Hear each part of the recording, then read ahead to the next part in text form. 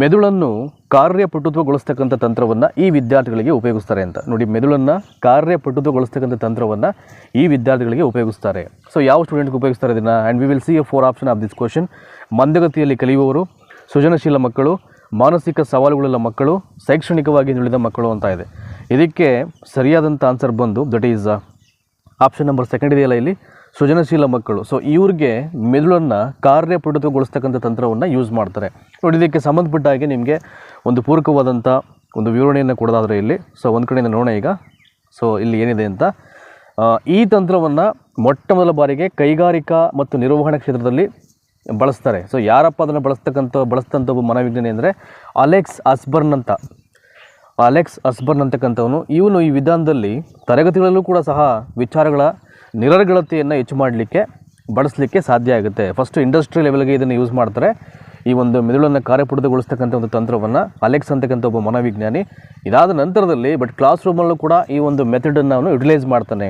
ಅಂದರೆ ಸೊ ವಿದ್ಯಾರ್ಥಿಗಳ ವಿಚಾರಗಳ ಒಂದು ಆ ಸಂಕೀರ್ಣತೆಯನ್ನು ಜಾಸ್ತಿ ಮಾಡಲಿಕ್ಕೆ, ಅದರ ಒಂದು ಫ್ಲೂಯೆನ್ಸಿಯನ್ನು ಜಾಸ್ತಿ ಮಾಡಲಿಕ್ಕೆ ಇದನ್ನು ಅಂತ ಇಲ್ಲಿ ಬಳಸುವಂಥದ್ದು.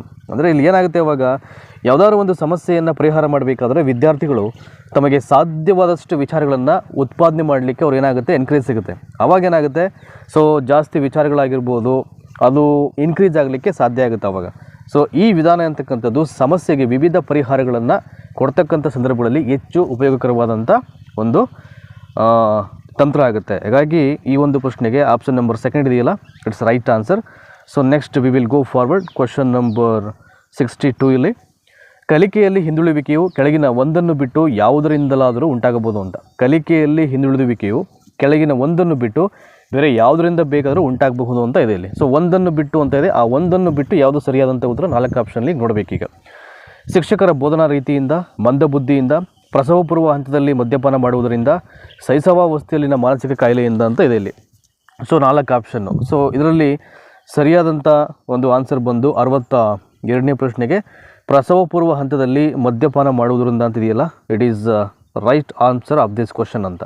ನೋಡಿ, ಈ ಪ್ರಸವಪೂರ್ವ ಹಂತದಲ್ಲಿ ಮದ್ಯಪಾನ ಮಾಡುವುದರಿಂದ ಅಂತಕ್ಕಂಥ ಒಂದು ಅಂಶವನ್ನು ಬಿಟ್ಟರೆ ಸೊ ಉಳಿದೆಲ್ಲವೂ ಕೂಡ ಕಲಿಕೆಯಲ್ಲಿ ಹಿಂದುಳಿದ ಮಕ್ಕಳಿಗೆ ಸಂಬಂಧಪಟ್ಟಂಥ ಅಂಶಗಳಿವೆಲ್ಲ. ಶಿಕ್ಷಕರ ಬೋಧನಾ ರೀತಿ ಆಗಿರ್ಬೋದು, ಮಂದಬುದ್ಧಿಯಿಂದ ಆಗಿರ್ಬೋದು, ಶೈಶವಾವಸ್ಥೆಯಲ್ಲಿನ ಮಾನಸಿಕ ಕಾಯಿಲೆಯಿಂದ ಆಗಿರ್ಬೋದು ಅಂತ ಇದೆಯಲ್ಲ, ಇವು ಬಂದುಬಿಟ್ಟು ಇವೆಲ್ಲವೂ ಕೂಡ ಕಲಿಕೆಯಲ್ಲಿ ಹಿಂದುಳಿದ ಮಕ್ಕಳಿಗೆ ಅನ್ವಯ ಆಗ್ತಕ್ಕಂಥ ಪಾಯಿಂಟು. ಎಕ್ಸೆಪ್ಟು ಪ್ರಸವ ಪೂರ್ವ ಹಂತದಲ್ಲಿ ಮದ್ಯಪಾನ ಮಾಡೋದ್ರಿಂದ ಅಂತಿದೆಯಲ್ಲ, ಅದನ್ನು ಇಲ್ಲಿ ಬಿಟ್ಟು ಇಲ್ಲಿ ಆಯಿತಾ. ಹಾಗಾಗಿ ಸೊ 62ನೇ ಪ್ರಶ್ನೆಗೆ ಪ್ರಸವ ಪೂರ್ವ ಹಂತದಲ್ಲಿ ಮದ್ಯಪಾನ ಮಾಡೋದರಿಂದ ಅಂತಿದೆಯಲ್ಲ, ಇದು ಸರಿಯಾದಂಥ ಆನ್ಸರ್ ಆಗುತ್ತೆ. ನೆಕ್ಸ್ಟು ಕ್ವಶನ್ ನಂಬರ್ 63 ನೋಡೋಣ ಈಗ. ಇಲ್ಲಿ ಯಾವ ಪ್ರಶ್ನೆ ಇದೆ, ಇದಕ್ಕೆ ಸರಿಯಾದಂಥ ಉತ್ತರ ಮತ್ತು ವಿವರಣೆಯನ್ನು ನೋಡೋಣ ಈಗ.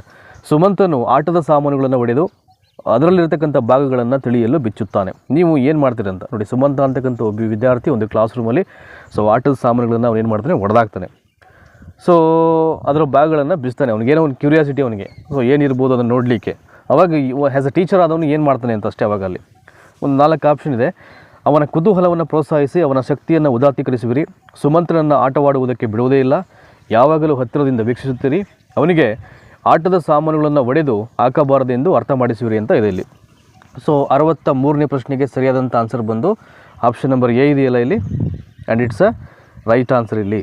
ಅವನ ಕುತೂಹಲವನ್ನು ಪ್ರೋತ್ಸಾಹಿಸಿ ಅವನ ಶಕ್ತಿಯನ್ನು ಉದಾತ್ತೀಕರಿಸುವಂತಿದೆಯಲ್ಲ, so 100% it's going to be a right answer ಇದು. ಅವನ ಕುತೂಹಲವನ್ನು ಕೆರಳಿಸಿ ಅವನ ಶಕ್ತಿಯನ್ನು ಉದಾತ್ತೀಕರಿಸುವುದಂತಿದೆಯಲ್ಲ, ಇದು ಸರಿಯಾದಂಥ ಆನ್ಸರ್ ಆಗುತ್ತೆ. ಇದಕ್ಕೆ ಸಂಬಂಧಪಟ್ಟ ಹಾಗೆ ಎಕ್ಸ್ಪ್ಲೇನ್ ಮಾಡೋದಾದ್ರೆ ನಿಮಗೆ, ಸೊ ಇಲ್ಲಿ ಈ ಮೇಲಿನ ಮಗುವಿನ ಚಟುವಟಿಕೆ ಮತ್ತು ವರ್ತನೆ ಅಂತಕ್ಕಂಥದ್ದು ಪೂರಕವಾಗಿದ್ದರೆ ಆ ಮಗು ಸೃಜನಶೀಲ ಮಗುವಾಗಿರುತ್ತೆ ಅಂತ. ಸೊ ಆದ್ದರಿಂದ ಒಬ್ಬ ಶಿಕ್ಷಕ ಅಂತಕ್ಕಂಥವನು ಈ ಮೇಲಿನ ವರ್ತನೆಯನ್ನು ವೀಕ್ಷಣೆ ಮಾಡಿದಾಗ ಆತನಿಗೆ ಆ ಕ್ಯೂರಿಯಾಸಿಟಿ ಅಂತಕ್ಕಂಥದ್ದು ಜಾಸ್ತಿ ಆಗುತ್ತೆ ಅನ್ನೋದನ್ನ ನಾವು ಅರಿತುಕೊಂಡು ಅದಕ್ಕೆ ಬೇಕಾದಂಥ ಪೂರಕ ಚಟುವಟಿಕೆಗಳನ್ನು ಪ್ರೊವೈಡ್ ಮಾಡೋದೇನಾಗುತ್ತೆ, ಒಬ್ಬ ಶಿಕ್ಷಕನ ಆದ್ಯ ಕರ್ತವ್ಯವಾಗುತ್ತೆ. ಹಾಗಾಗಿ 63ನೇ ಪ್ರಶ್ನೆಗೆ option 1 is the right answer.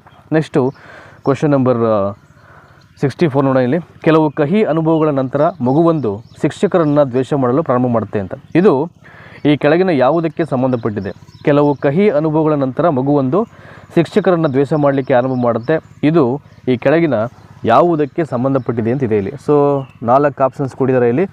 ಜ್ಞಾನಾತ್ಮಕ ವರ್ತನೆ, ಕ್ರಿಯಾಜನ್ಯ ವರ್ತನೆ, ಭಾವನಾತ್ಮಕ ವರ್ತನೆ ಮತ್ತು ಪ್ರತಿಫಲನಾತ್ಮಕ ವರ್ತನೆ ಅಂತ ಇದೆ. ಸೊ 64ನೇದಕ್ಕೆ ಸರಿಯಾದಂಥ ಉತ್ತರ that is option number second ಇದೆಯಲ್ಲ ಕ್ರಿಯಾತ್ಮಕ ವರ್ತನೆ ಅಂತ, ಇದು ಇದಕ್ಕೆ ಸರಿಯಾದಂಥ ಆನ್ಸರ್ ಆಗುತ್ತೆ.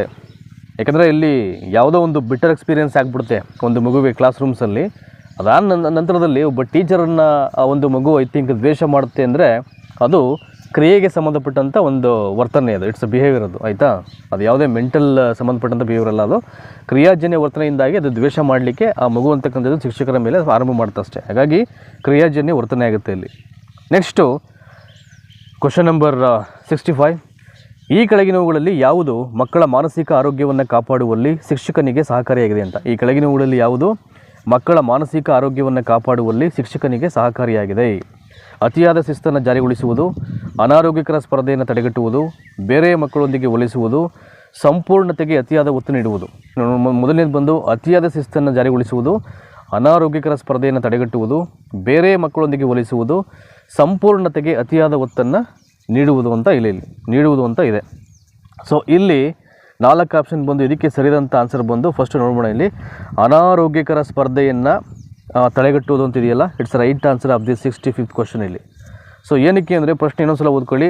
ಮಕ್ಕಳ ಮಾನಸಿಕ ಆರೋಗ್ಯವನ್ನು ಕಾಪಾಡಬೇಕಾದ್ರೆ ಒಬ್ಬ ಶಿಕ್ಷಕನಿಗೆ ಸಹಕಾರಿಯಾದಂಥ ಒಂದು ಕ್ರಿಯೆ ಯಾವುದಪ್ಪ ಅಂದರೆ, ಯಾವುದೇ ಕಾರಣಕ್ಕೂ ಏನಾದರೂ ಮಾಡಲಿ ಅಂತ, ಬಟ್ ಆದರೆ ಅನಾರೋಗ್ಯಕರ ಸ್ಪರ್ಧೆಯನ್ನು ಅದನ್ನು ಏನು ಮಾಡಬೇಕು, ಅವಾಯ್ಡ್ ಮಾಡಬೇಕು, ತಡೆಗಟ್ಟಬೇಕು ಅಂತ. ಉಳಿದಂತೆ ಇನ್ನು ಏನೇ ಮಾಡಬೇಕು ಕ್ಲಾಸ್ ರೂಮ್ಸಲ್ಲಿ ಆ್ಯಕ್ಟಿವಿಟೀಸನ್ನು ಅದು ಮಕ್ಕಳಿಗೆ ಸೂಟೇಬಲ್ ಆಗುತ್ತೆ, ಬಟ್ ಇದೊಂದನ್ನು ಅವನು ಅವಾಯ್ಡ್ ಮಾಡಬೇಕಾಗುತ್ತೆ. ದಟ್ ಈಸ್ ವೆರಿ ಇಂಪಾರ್ಟೆಂಟ್ ಇಲ್ಲಿ. ನೋಡಿ ಇಲ್ಲಿ ಯಾವುದೇ ಒಬ್ಬ ಶಿಕ್ಷಕ ಕ್ಲಾಸ್ ರೂಮ್ಸಲ್ಲಿ ಮಕ್ಕಳಿಗೆ ಒಂದು ಸ್ಪರ್ಧೆಯನ್ನು ಅಥವಾ ಈ ಮಾನಸಿಕ ಆರೋಗ್ಯವನ್ನು ಬಳಸಬೇಕು ಅಂದರೆ ಅದನ್ನು ಸ್ಥಿರವಾಗಿ ಕಾಪಾಡಿಕೊಳ್ಬೇಕು ಅಂತ ಅಂದ್ಕೊಂಡ್ರೆ, ಸೊ ಮಕ್ಕಳಲ್ಲಿ 100% ಒಂದು ಆರೋಗ್ಯಕರವಾದಂಥ ಸ್ಪರ್ಧೆಯನ್ನು ಉಂಟು ಮಾಡಿದ್ರೆ ಮಾತ್ರ ಇಲ್ಲಿ ಅದು ಸಾಧ್ಯವಾಗುವಂಥದ್ದು. ನೆಕ್ಸ್ಟು ಕ್ವಶನ್ ನಂಬರ್ 66 ನೋಡೋಣ. ಈಗ ಪರೀಕ್ಷೆಯಲ್ಲಿ ಅನುತ್ತೀರ್ಣನಾದ ವಿದ್ಯಾರ್ಥಿ ಶಿಕ್ಷಕರು ಸರಿಯಾಗಿ ಪಾಠ ಮಾಡಿಲ್ಲವೆಂದು ಹೇಳುವುದು ಅಂತ. ಈ ಹೊಂದಾಣಿಕೆ ತಂತ್ರಕ್ಕೆ ಉದಾಹರಣೆಯಾಗಿದೆ. ಪರೀಕ್ಷೆಯಲ್ಲಿ ಅನುತ್ತೀರ್ಣನಾದ ವಿದ್ಯಾರ್ಥಿ ಶಿಕ್ಷಕರು ಸರಿಯಾಗಿ ಪಾಠ ಮಾಡಿಲ್ಲವೆಂದು ಹೇಳುವುದು. ಎಸ್ಕೇಪಿಸಮು. ಕೆಲವರು ಅಂತಾರೆ ಸರಿಯಾಗಿ ಓದ್ಕೊಂಡು ಹೋಗೋದನ್ನೇ ಎಕ್ಸಾಮ್ ಬರುತ್ತೆ ಕೂತ್ಕೋತಾರೆ ಹಾಲಲ್ಲಿ. ಅವ್ರ ವಾದ ಏನು, ಈ ಕ್ವಶನ್ ಪೇಪರೇ ಸರಿಯಾಗಿ ಪ್ರಿಂಟ್ ಮಾಡಿಲ್ಲ ಅಂದ್ಬಿಟ್ಟು ಅವನು ಡೌ ಮಾಡೋದು ಸ್ಟಾರ್ಟ್ ಮಾಡ್ತಾನೆ. ಅದೇ ಥರ ಇನ್ನೂ ಕೆಲವೊಂದಷ್ಟು ಜನ ಏನು ಮಾಡ್ತಾರೆ, ಅವರು ಮೇಷ್ಟ್ರು ಪಾಠ ಸರಿಯಾಗಿ ಮಾಡಿಲ್ಲ, ನಾನು ಕರೆಕ್ಟಾಗಿ ಓದ್ಕೊಂಡು ಬಂದಿದ್ದೀನಿ, ಮೇಷ್ಟ್ರೇ ಸರಿಯಾಗಿ ಪಾಠ ಮಾಡಿಲ್ಲ ಅಂತ ಅವನು ಹೇಳುವಂಥದ್ದು. ಆ್ಯಕ್ಚುಲಿ ಹಂಗಿರಲ್ಲ ಅದು, ಬಟ್ ಇವೆಲ್ಲ ಎಸ್ಕೇಪಿಸಮು. ನೋಡಿ 4 ಆಪ್ಷನ್ ಇದೆ. ಪರಿಹಾರ, ಉದಾತ್ತೀಕರಣ, ಪ್ರಕ್ಷೇಪಣೆ ಮತ್ತು ಪ್ರತಿಗಮನ ಅಂತಿದೆ. ಸೊ 100% ದ ರೈಟ್ ಆನ್ಸರ್ ಇದಕ್ಕೆ ಪ್ರಕ್ಷೇಪಣೆ ಅಂತ. ಇದು ಎಸ್ಕೇಪ್ ಆಗ್ತಕ್ಕಂಥ ಒಂದು ತಂತ್ರ. ಅದು ಅಂದರೆ ನಾವೇನೇ ಸಮಸ್ಯೆಯನ್ನು ಮಾಡಿಕೊಂಡ್ರು ನಮಗೆ ನಾವೇನೇ ಅದನ್ನು ಒಪ್ಕೊಳ್ಳೋದೇ ಎಸ್ಕೇಪ್ ಆಗೋದು, ಬೇರೆಯವ್ರ ಮೇಲೆ ಹೇರ್ಬಿಡೋದು. ಸೊ ಆ ಥರ ಇಲ್ಲಿ ಪ್ರಕ್ಷೇಪಣೆ ಅಂತಕ್ಕಂಥದ್ದು ರಕ್ಷಣಾ ತಂತ್ರದ ಒಂದು ವಿಧ. ಇದು ಅಂದರೆ ವಿದ್ಯಾರ್ಥಿಯು ತನ್ನಲ್ಲಿರ್ತಕ್ಕಂಥ ಒಂದು ದೋಷವನ್ನು ಮುಚ್ಚಿಡ್ಲಿಕ್ಕೋಸ್ಕರ ಏನು ಮಾಡ್ತಾನೆ, ಅವನು ಬೇರೆಯವರ ಮೇಲೆ ದೋಷಾರೋಪಣೆಯನ್ನು ಮಾಡುವುದು. ಆಯಿತಾ, ಇದು ಸಿಂಪಲ್ ಆಗಿದೆ ಇದು. ಹಾಗಾಗಿ ಪ್ರಕ್ಷೇಪಣೆ ರೈಟ್ ಆನ್ಸರ್ ಇದಕ್ಕೆ. ಸೊ ನೆಕ್ಸ್ಟು ಕ್ವಶನ್ ನಂಬರ್ 67 ನೋಡೋಣ. ಈಗ ಸಮಸ್ಯಾತ್ಮಕ ವರ್ತನೆಯ ವಿದ್ಯಾರ್ಥಿಗಳನ್ನು ಅಧ್ಯಯನ ಮಾಡಲು ಉಪಯೋಗಿಸುವ ವಿಧಾನ ಅಂತಿದೆ. ಸಮಸ್ಯಾತ್ಮಕ ವರ್ತನೆಯ ವಿದ್ಯಾರ್ಥಿಗಳನ್ನು ಅಧ್ಯಯನ ಮಾಡಲು ಉಪಯೋಗಿಸ್ತಕ್ಕಂಥ ವಿಧಾನ ಅಂತ. ಅಂದರೆ ಯಾವುದಾದ್ರು ವಿದ್ಯಾರ್ಥಿಗೆ ಏನಾದರೂ ಒಂದು ಸಮಸ್ಯೆ ಇರುತ್ತೆ ಅಂದರೆ ಯಾವ ವಿಧಾನವನ್ನು ಅವನು ಯೂಸ್ ಮಾಡಿಕೊಂಡು ಇಲ್ಲಿ ಸ್ಟಡೀಸ್ ಮಾಡಲಿಕ್ಕೆ, ಅದರ ಬಗ್ಗೆ ಏನು ಪ್ರಾಬ್ಲಮ್ ಇದೆ ಅಂತ ಸ್ಟಡೀಸ್ ಮಾಡಲಿಕ್ಕೆ ಅನುಕೂಲ ಆಗುತ್ತೆ ಅಂತ. And we will C 4 option of this question. That is first one is ವ್ಯಕ್ತಿ ಅಧ್ಯಯನ, ಅಂತರಾವಲೋಕನ, ಪ್ರಾಯೋಗಿಕ ಅವಲೋಕನ ಅಂತಿದೆ. 4 ಆಪ್ಷನು. ಇದಕ್ಕೆ ಸರಿಯಾದಂಥ ಆನ್ಸರ್ ಬಂದು ದಟ್ ಈಸ್ ಪ್ರಾಯೋಗಿಕ ವಿಧಾನ ಇಲ್ಲಿ. ಯಾಕೆಂದರೆ ಸಮಸ್ಯೆ ಇರತಕ್ಕಂಥ ವರ್ತನೆ ವಿದ್ಯಾರ್ಥಿಗಳ ಅಧ್ಯಯನ ಮಾಡಲಿಕ್ಕೆ ಬಳಸ್ತಕ್ಕಂಥ ವಿಧಾನ ಪ್ರಾಯೋಗಿಕ. ಅಂದರೆ ಒಂದಕ್ಕಿಂತ ಹೆಚ್ಚು ವಿದ್ಯಾರ್ಥಿಗಳ ಸಮಸ್ಯಾತ್ಮಕ ವರ್ತನೆಯನ್ನು ಏನು ಮಾಡ್ಬೋದು, ಇಲ್ಲಿ ವೈಜ್ಞಾನಿಕವಾಗಿ ಅಧ್ಯಯನ ಮಾಡಲಿಕ್ಕೆ ಈ ಒಂದು ಪ್ರಾಯೋಗಿಕ ವಿಧಾನವನ್ನು ಇಲ್ಲಿ ಯೂಸ್ ಮಾಡ್ತಾರೆ. ಹಾಗಾಗಿ ಆಪ್ಷನ್ ನಂಬರ್ ಸಿ ಇದೆಯಲ್ಲ ಇದಕ್ಕೆ ರೈಟ್ ಆನ್ಸರ್ ಆಗುತ್ತೆ. ನೆಕ್ಸ್ಟು ಕ್ವಶನ್ ನಂಬರ್ 68ಅಲ್ಲಿ ಈ ಹಂತವನ್ನು ಬೆಳವಣಿಗೆ ಬುಗ್ಗೆ ಅಂತ ಕರೀತಾರೆ. ಬರೀ ಬೆಳವಣಿಗೆ ಬುಗ್ಗೆ ಅಂತಲ್ಲ, ಸುಮಾರು ಹೆಸರುಗಳು ಬರುತ್ತೆ. ಇದು ಲೈಂಗಿಕ ಪರಿಪಕ್ವತೆಯ ಕಾಲ, ಹದಿಹರೆಯ ಕಾಲ, ವಸಂತ ಕಾಲ, ಸುಮಾರು ನೇಮ್ಸ್ ಬರುತ್ತೆ ಅದಕ್ಕೆ. ಕಿಶೋರಾವಸ್ಥೆ ಅಂತಲೂ ಕೂಡ ಕರೀತಾರೆ ಅದನ್ನು. ಸೊ ಪೂರ್ವ ಬಾಲ್ಯಾವಸ್ಥೆ, ಉತ್ತರ ಬಾಲ್ಯಾವಸ್ಥೆ, ತಾರುಣ್ಯಾವಸ್ಥೆ, ಶೈಶವಾವಸ್ಥೆ ಅಂತಿದೆ 4 ಆಪ್ಷನು. ಬೆಳವಣಿಗೆ ಬುಗ್ಗೆ ಅಂತ ಯಾವುದನ್ನೇ ಕರೀತಾರೆ ಅಂತ. ಸೊ 68ನೇದಕ್ಕೆ ಭಾಳ ಈಸಿಯಾಗಿ ಎಲ್ಲರೂ ಕೂಡ ಗೆಸ್ ಮಾಡಿದ್ರೆ ದಟ್ ಈಸ್ ಅಡಾಲ್ಸೆನ್ಸ್, ತಾರುಣ್ಯಾವಸ್ಥೆಯನ್ನು ಸೊ ಇಲ್ಲಿ ಬೆಳವಣಿಗೆ ಬುಗ್ಗೆ ಅಂತ ಕರೆಯೋದುಂಟು. ಇದಕ್ಕೆ ಸಂಬಂಧಪಟ್ಟ ಹಾಗೆ ಒಂದು ವಿವರಣೆಯನ್ನು ಕೊಡೋದಾದ್ರೆ ನಿಮಗೆ ನೋಡಿ, ಇಲ್ಲಿ ಮಗುವಿನ ಬೆಳವಣಿಗೆಯ ಈ ಅವಧಿ 13ರಿಂದ 9 ವರ್ಷ ವಯಸ್ಸಿನ ನಡುವೆ ಇರತಕ್ಕಂಥ ಒಂದು ಅವಧಿ ಇದು. 13ರಿಂದ 9 ವರ್ಷ ಅಥವಾ 9 to 13 ಇಯರ್ಸ್ ಅಂತ ಅಂದ್ಕೊಳ್ಳಿ ನೀವು. ಅಥವಾ ಒಂದು ಕಿಶೋರಾವಸ್ಥೆ ಅಥವಾ ಹದಿಹರೆಯ ಅಂತ ಇದನ್ನು ಕರೀತಾರೆ. ನಾನು ಅವಾಗಲೇ ಹೇಳಿದ್ನಲ್ಲ ನಿಮಗೆ, ಕಿಶೋರಾವಸ್ಥೆ ಅಂತಾರೆ, ಹದಿಹರೆಯ ಅಂತಾರೆ, ವಸಂತ ಕಾಲ ಅಂತಾರೆ, ಬೆಳವಣಿಗೆ ಬುಗ್ಗೆ ಅಂತಾರೆ. ಇದನ್ನು ಐ ಥಿಂಕ್ ಲೈಂಗಿಕ ಪರಿಪಕ್ವತೆ ಕಾಲ ಅಂತಲೂ ಕೂಡ ಹೇಳ್ತಾರೆ ಕೆಲವು ಕಡೆ ಎಲ್ಲ. ಸೊ ಹಾಗಾಗಿ ಈ ಕಾಲದಲ್ಲಿ ಮಗುವಿನ ದೇಹದಲ್ಲಿ ಅನೇಕ ದೈಹಿಕ ಬದಲಾವಣೆಗಳು ಹಾಗೂ ವಿಕಾಸಾತ್ಮಕ ಕಾರ್ಯಗಳು ನಡೆಯೋದರಿಂದ ಈ ಅವಧಿಯನ್ನು ಅಂದರೆ ಗ್ರೋಯಿಂಗ್ ಅಪ್ ಅಂತ, ಬೆಳವಣಿಗೆ ಬುಗ್ಗೆ ಅಂತ ಅದನ್ನು ಇಲ್ಲಿ ಕರೆಯೋದುಂಟು ಇಲ್ಲಿ. ಹಾಗಾಗಿ ಇದಕ್ಕೆ ಆಪ್ಷನ್ 3 ಇದೆಯಲ್ಲ ತಾರುಣ್ಯಾವಸ್ಥೆ, ಇದಕ್ಕೆ ಸರಿಯಾದಂಥ ಉತ್ತರ ಆಗುತ್ತೆ. ನೆಕ್ಸ್ಟು ಕ್ವಶನ್ ನಂಬರ್ 69 ನೋಡೋಣ. ಈಗ ಸೃಜನಶೀಲತೆಯ ಪ್ರಕ್ರಿಯೆಯಲ್ಲಿ ಅನುಸರಿಸಬೇಕಾದ ಹಂತಗಳ ಅನುಕ್ರಮ ಅಂತಿದೆ. ಸೃಜನಶೀಲತೆಯ ಪ್ರಕ್ರಿಯೆಯಲ್ಲಿ ಅನುಸರಿಸಬೇಕಾದಂಥ ಹಂತಗಳ ಅನುಕ್ರಮ ಅಂತಿದೆ. ಸೊ ಯಾವ್ಯಾವ ಹಂತಗಳು ಬರುತ್ತೆ ಎಲ್ಲವನ್ನು ಆ ಕಡೆ ಈ ಕಡೆ ಕೊಟ್ಟಿದ್ದಾರೆ, ಅದನ್ನು ಒಂದೊಂದೇ ನಾವು ನೀಟಾಗಿ ಇಲ್ಲಿ ಜೋಡಿಸಬೇಕು. 4 ಆಪ್ಷನಲ್ಲಿ ಯಾವುದು ಕ್ರಮವಾಗಿ ಜೋಡಿಸಲ್ಪಟ್ಟಿದೆ ಅಂತ ಇಲ್ಲಿ ನೋಡ್ಕೊಂಡನ್ನು ನಾವು ಆಯ್ಕೆ ಮಾಡಬೇಕು. ಈಗ ಸೊ ಮೊದಲನೇದರಲ್ಲಿ ಸಿದ್ಧತೆ, ಪರಿಪಾಕಾವಸ್ಥೆ, ಜ್ಞಾನೋದಯ, ತಾಳೆನೋಡುವಿಕೆ. ತಾಳೆನೋಡುವಿಕೆ, ಜ್ಞಾನೋದಯ, ಸಿದ್ಧತೆ, ಪರಿಪಾಕಾವಸ್ಥೆ, ಜ್ಞಾನೋದಯ, ತಾಳೆನೋಡುವಿಕೆ, ಸಿದ್ಧತೆ ಮತ್ತು ಪರಿಪಾಕಾವಸ್ಥೆ ಅಂತಿದೆ. ಇನ್ನು ಕೊನೆಯದಾಗಿ ಪರಿಪಾಕಾವಸ್ಥೆ, ಸಿದ್ಧತೆ, ಜ್ಞಾನೋದಯ ಮತ್ತು ತಾಳೆನೋಡುವಿಕೆ ಅಂತ ಇದೆ. ಸೊ 69ನೇದಕ್ಕೆ ಸರಿಯಾದಂಥ ಉತ್ತರ ಕ್ರಮಬದ್ಧವಾಗಿರೋದು. ಸೃಜನಶೀಲತೆಯ ಪ್ರಕ್ರಿಯೆಗಳು ಅಂದರೆ ಯಾವ್ದು ಬರುತ್ತೆ ಮೊದಲು ಅಂದರೆ ಆಪ್ಷನ್ ನಂಬರ್ ಎ ಇದೆಯಲ್ಲ. ಸೊ ಮೊದಲನೇದು ಬರೋದು ಸಿದ್ಧತೆ, ಅದಾದಮೇಲೆ ಪರಿಪಾಕಾವಸ್ಥೆ, ಅದಾದಮೇಲೆ ಜ್ಞಾನೋದಯ, ಕೊನೆಯದು ಬಂದು ತಾಳೆನೋಡುವಿಕೆ. ಇವೆಲ್ಲ ಸಮ್ವೇರ್ ಕನ್ಫ್ಯೂಸ್ ಆಗ್ಬೋದು. ಸೊ ಯಾವುದು ನಿಮಗೆ ಕ್ಲಿಷ್ಟಕರವಾದಂಥ ಪ್ರಶ್ನೆ ಅಂತ ಅನಿಸುತ್ತೋ ಅಥವಾ ಓದಲಿಕ್ಕೆ ಸ್ವಲ್ಪ ಅಂದರೆ ಅದನ್ನು ಮೈಂಡಲ್ಲಿ ಇಟ್ಕೊಳ್ಳೋಕ್ಕೆ ಸ್ವಲ್ಪ ಕಷ್ಟ ಅಂತ ಅನಿಸುತ್ತೋ ಅವುಗಳ ಒಂದು ಅಭ್ಯಾಸವನ್ನು ನೀವು ಜಾಸ್ತಿ ಮಾಡಬೇಕು.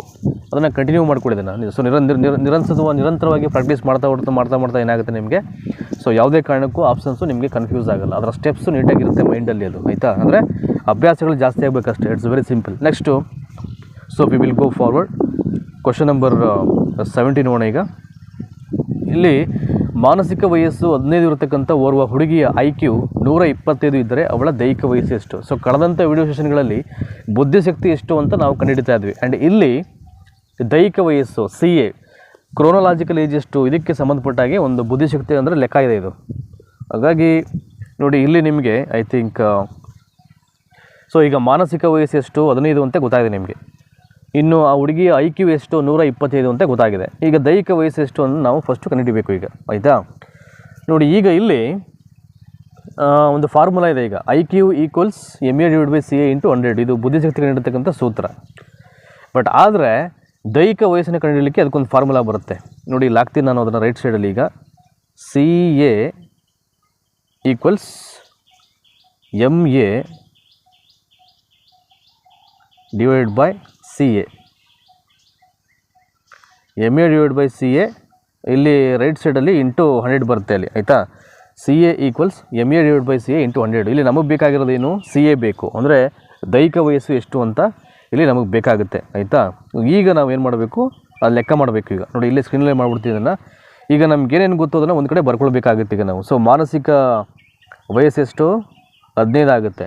ಸೊ ಮಾನಸಿಕ ವಯಸ್ಸು ಎಲ್ಲಿ ಬರುತ್ತೆ ಫಸ್ಟು ಈಗ, that is I think so 15 ಅಂದರೆ ಅದನ್ನು ಇಲ್ಲಿ ನಾವು ಮೇಲೆ ಬರ್ಕೋತೀವಿ ಈಗ, ಆಯಿತಾ. ಮಾನಸಿಕ ವಯಸ್ಸು 15 MA ಆಗುತ್ತೆ ಅದು. ಸೊ ನೆಕ್ಸ್ಟು 125 ಇದೆ ಇಲ್ಲಿ. ಸೊ 125 IQ ಎಷ್ಟು 125 ಅದರ ಕೆಳಗಡೆ ಬರ್ಕೋಬೇಕು ಈಗ ನಾವು, ಆಯಿತಾ. 125 × 100 ಮಾಡ್ಕೊಳ್ಳಿ ಈಗ ಅದನ್ನು, ಆಯಿತಾ. ಸೊ ಇಂಟು 100 ಮಾಡಿಕೊಂಡ್ರೆ ಈಗ ಅದನ್ನು ಕ್ಲಾಸಿಫಿಕೇಷನ್ ಮಾಡಬೇಕು. ಈಗ 125 × 100 ಆಗುತ್ತೆ. ಈಗ ಅದನ್ನು ಯಾವ ಥರ ಮಾಡ್ತಾರೆ ಈಗ ನೀವು, ಅಲ್ಲಿಗೇನಾಗುತ್ತೆ 15/125 × 100 ಮಾಡೋಕ್ಕೆ ಹೋದರೆ ಸೊ ಆನ್ಸರ್ ಎಷ್ಟು ಬರುತ್ತೆ ನಿಮಗೇನು 12 ಬರುತ್ತೆ ಅಲ್ವಾ. ಸೊ 12 ಆಪ್ಷನ್ ಎಲ್ಲಿದೆ ಇಲ್ಲಿ ನೋಡಿ, ಆಪ್ಷನ್ ನಂಬರ್ 4 ಇದೆಯಲ್ಲ, ರೌಂಡ್ ಆಫ್ ಮಾಡ್ಬಿಡ್ತೀನಿ ಅದನ್ನು. ಆಪ್ಷನ್ ನಂಬರ್ 4 12 ಆಗುತ್ತೆ. ಸೊ ಅವಾಗ ಏನಾಗುತ್ತೆ ನಿಮಗೆ, ಮಾನಸಿಕ ವಯಸ್ಸು 15 ವರ್ಷ ಇರುತ್ತೆ ಆ ಹುಡುಗಿಗೆ, ಮತ್ತು ಆ ಹುಡುಗಿಯ IQ 125 ಇರುತ್ತೆ. ಸೊ ಹಾಗಾದರೆ ಅವಳ ದೈಹಿಕ ವಯಸ್ಸು ಎಷ್ಟಪ್ಪ ಅಂದರೆ CA ದೈಹಿಕ ವಯಸ್ಸು, ದಟ್ ಈಸ್ ದೈಹಿಕ ವಯಸ್ಸು ಹಾಕಿದ್ದು 12 ವರ್ಷಗಳಾಗುತ್ತೆ. ಸೊ ಈ ರೀತಿಯ ಒಂದಷ್ಟು ಲೆಕ್ಕಗಳು ನಿಮಗೆ ಬಂದೇ ಬರುತ್ತೆ, ಮಿಸ್ ಇಲ್ಲ. ಇದು ಪೇಪರ್ 1ಅಲ್ಲೂ ಇರುತ್ತೆ, ಪೇಪರ್ 2ಅಲ್ಲೂ ಇರುತ್ತೆ. ಹಾಗಾಗಿ 3 ಫಾರ್ಮುಲಾ ಬರುತ್ತೆ, ಅದನ್ನು ಕಲ್ತ್ಕೊಳ್ಬೇಕು. ಬುದ್ಧಿಶಕ್ತಿಯನ್ನು ಕಂಡುಹಿಡಲಿಕ್ಕೆ ಒಂದು ಫಾರ್ಮುಲಾ ಬರುತ್ತೆ, ಮಾನಸಿಕ ವಯಸ್ಸನ್ನು ಕಂಡುಹಿಡಲಿಕ್ಕೆ ಒಂದು ಫಾರ್ಮುಲಾ ಬರುತ್ತೆ, ದೈಹಿಕ ವಯಸ್ಸನ್ನು ಕಂಡುಹಿಡಬೇಕು ಅಂದರೆ ಅದಕ್ಕೂ ಕೂಡ ಒಂದು ಫಾರ್ಮುಲಾ ಇದೆ. ಈ 3 ಫಾರ್ಮುಲಾಗಳನ್ನು ನೀವು ನೀಟಾಗಿ ಪ್ರಾಕ್ಟೀಸ್ ಮಾಡ್ಕೊಂಡು ಒಂದಷ್ಟು ಲೆಕ್ಕಗಳನ್ನು ಮಾಡಿಬಿಟ್ರೆ ನೀವು ಭಾಳ ಈಸಿಯಾಗಿ ಈ ರೀತಿಯ ಲೆಕ್ಕಗಳು ಕೊಟ್ಟರೆ ಆಪ್ಷನನ್ನು ಬೇಗ ನೀವು ಐಡೆಂಟಿಫಿಕೇಷನ್ ಮಾಡ್ಕೋಬೋದು.